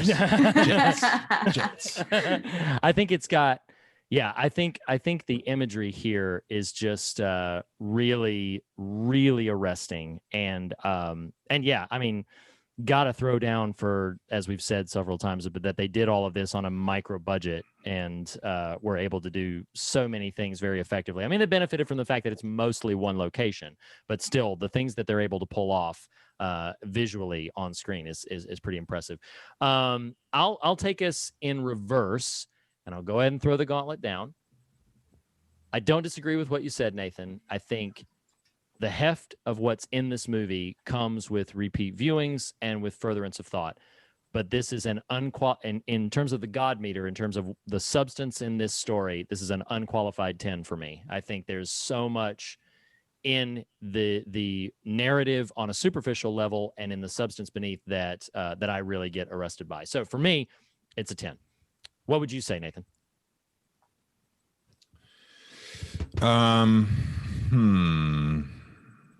I mean, I do feel a bit remiss. I'm curious about the novella now, so you know, in that sense, it did its work, because I imagine, because the novella predates the film, of course, but it does. It's clear there's a lot that's attempting to be put on screen in this, philosophically and actually. On my one viewing, this is about, we'll see if this happens. I'm gonna go with a 7 on the God meter. Oh no. Okay, so before we go to Asia, though, because you mentioned Hellbound Heart, I will say, like, it is extremely brief. Like, you could probably sit down and so, like, novella, whatever, you could probably sit down and read the whole thing in about an hour and a half. Like, it is very brief, and so definitely worth. Well, if you read my Watcha from 2 weeks ago, you might know it takes me an excruciatingly long time to finish things. So it might take your hour and a half. Maybe longer than an hour and a half. 6 months, but yes. But certainly worth, like, if there's anybody who's like, oh, I don't know about a whole big book, like, it is super brief, very accessible. And so, yeah, I would highly recommend that. Sorry, Asia, didn't mean to steal your thunder. What would you give it for the God meter? I'm going to go twinsies with Reed again. And I don't mind when things have to be excavated. I just like knowing that there are gems to be mined in material. And so to me, the digging process is half the fun. So you love sinking your hooks in. Yeah, absolutely. And yanking on it. Yeah. That's awesome. All right, Andy, bring us home. What would you give it for the God meter? I'm gonna go twinsies. There it is. And go with I'm just kidding. Oh! I'm gonna go with Nathan. There's so much there. I think that if I watched it some more, I could figure it out. Or not figure it out, but I could find more stuff into it. You know, it's it's the Bible of horror movies, you know, what we're watching.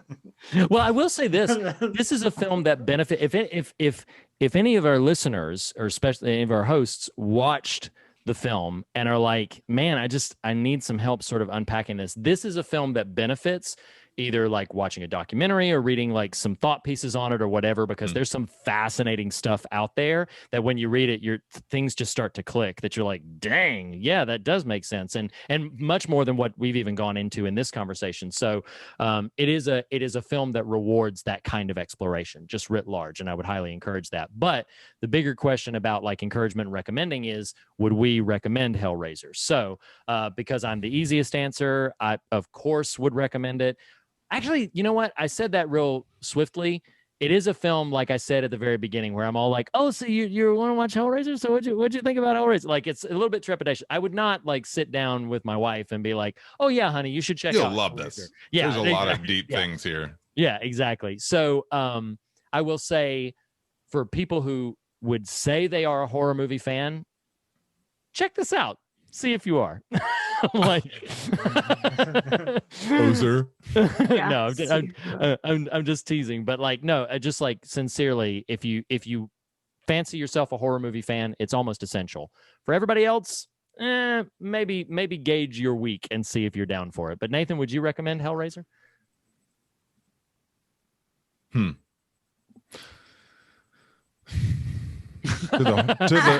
I mean, it's hard to the horror file, but otherwise, no, which is not me actually slamming the movie. It's just, it is,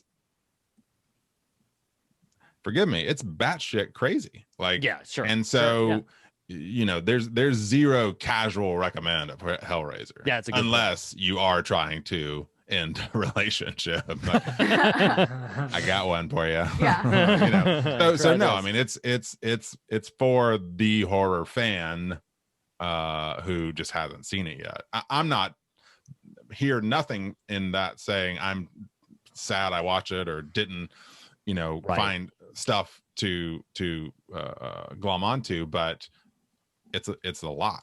It's a lot. Yeah, it's a lot. It's a lot. Asia, how do you feel? Would you recommend it?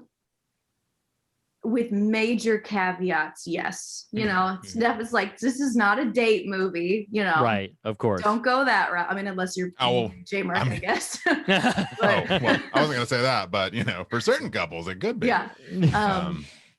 But I would recommend this movie to the people that are looking for this movie, if that makes any sense. Okay. And I would do so enthusiastically. Because you would, like the merchant at the beginning of the film, say, "Take it, it's yours. It always was." Oh, that happened like in real time. That's great. That's awesome. No, and I think that's an astute observation. Absolutely. Andy, would you recommend it?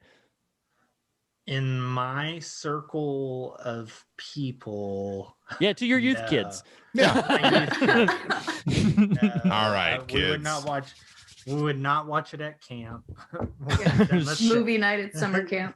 We made the mistake of watching the Babadook, and that was great. So. Oh no! Oh my gosh! Job. Yeah. Yikes. What happens at camps? All right, kids, it's time Trust for circle. Yeah, there were kids who were very terrified through the rest of the camp. I bet. I'd be one of those kids. Because you'd go outside their cabin and be like, "No, Yeah. No. But in my immediate circle, I probably wouldn't recommend it. Not that it's a bad, like no, of course. said, not that Understood. it's a bad movie. Not that it's not something like for the. I don't even know if I would recommend it for like the super. It would have to be the super horror person. Yeah, fan. sure. Like if it was like casual, like, oh, I like The Nun, then you're not ready for Hellraiser. Oh my gosh. There's a priest in it. Yeah, if somebody was like, oh, I love Cannibal Holocaust, it'd be like, no, wait, this is I got a movie for you. Wow, it's like, wait a second, like Hellraiser is a movie I actively revisit from time to time. Cannibal Holocaust is a whole nother, like, that's a whole nother other thing. Yeah. But no, so that's where we are. I realize I'm remiss. I didn't even give our final fog score, but if you're doing the math on it, 10s and 7s down the line translate down to 8.5 out of 10. That's what we give Clive Barker's Hellraiser. It's an 8.5 out of 10 on the fog meter, and about a mixed bag of recommendations. It's one of those things where it's like, yeah, I think Asia probably said it best. We'd recommend it for the people who are looking for it, because yes, It was always theirs. So. it was always theirs. So okay, this concludes our first 80s party. Thank you so much. Thank you so much for being here. Thank you so much for watching this film, for checking in with Stranger Things. Next week, we are going to be cruising to a much more accessible 80s horror film. We are going to be checking out the film by Joel Schumacher, arguably one of the definitive vampire films in the canon. We're going to be checking out The Lost Boys next week. And you will I've not also... seen that. That's exciting. Oh, you have never seen... Oh, okay. This is going to be fun. But yeah, we are also going to be checking out episodes 3 and 4 of Stranger Things. So 3 and 4 of Stranger Things and The Lost Boys for next week. And as we say on every episode, fear of God is the beginning of wisdom, but not the end of the conversation. And in that spirit, we encourage you to fear nothing else and be on your way rejoicing. Thank you so much for being here, Andy. Thank you so much for being here, Asia. Nathan, thank you as always. And listeners, thank you as well. We'll see you next week, everybody. See you guys. See you guys later. Okay, bye-bye.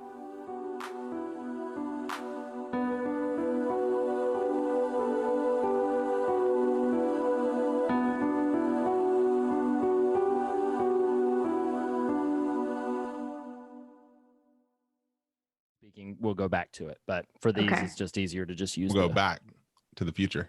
Wow, it's all ladies all the time. It's so great. I needed this. I needed Talibandy to show up. Talibandy. Wow. Listen, I'm doing the best I can here. I'm doing the best. This is. I Oh. can. We've lost him. This is going to be the next 30 minutes. Oh my gosh. It's done. It's over. Oh, Lord Jesus, have I mercy. needed that. Thank you, Oh. Andy.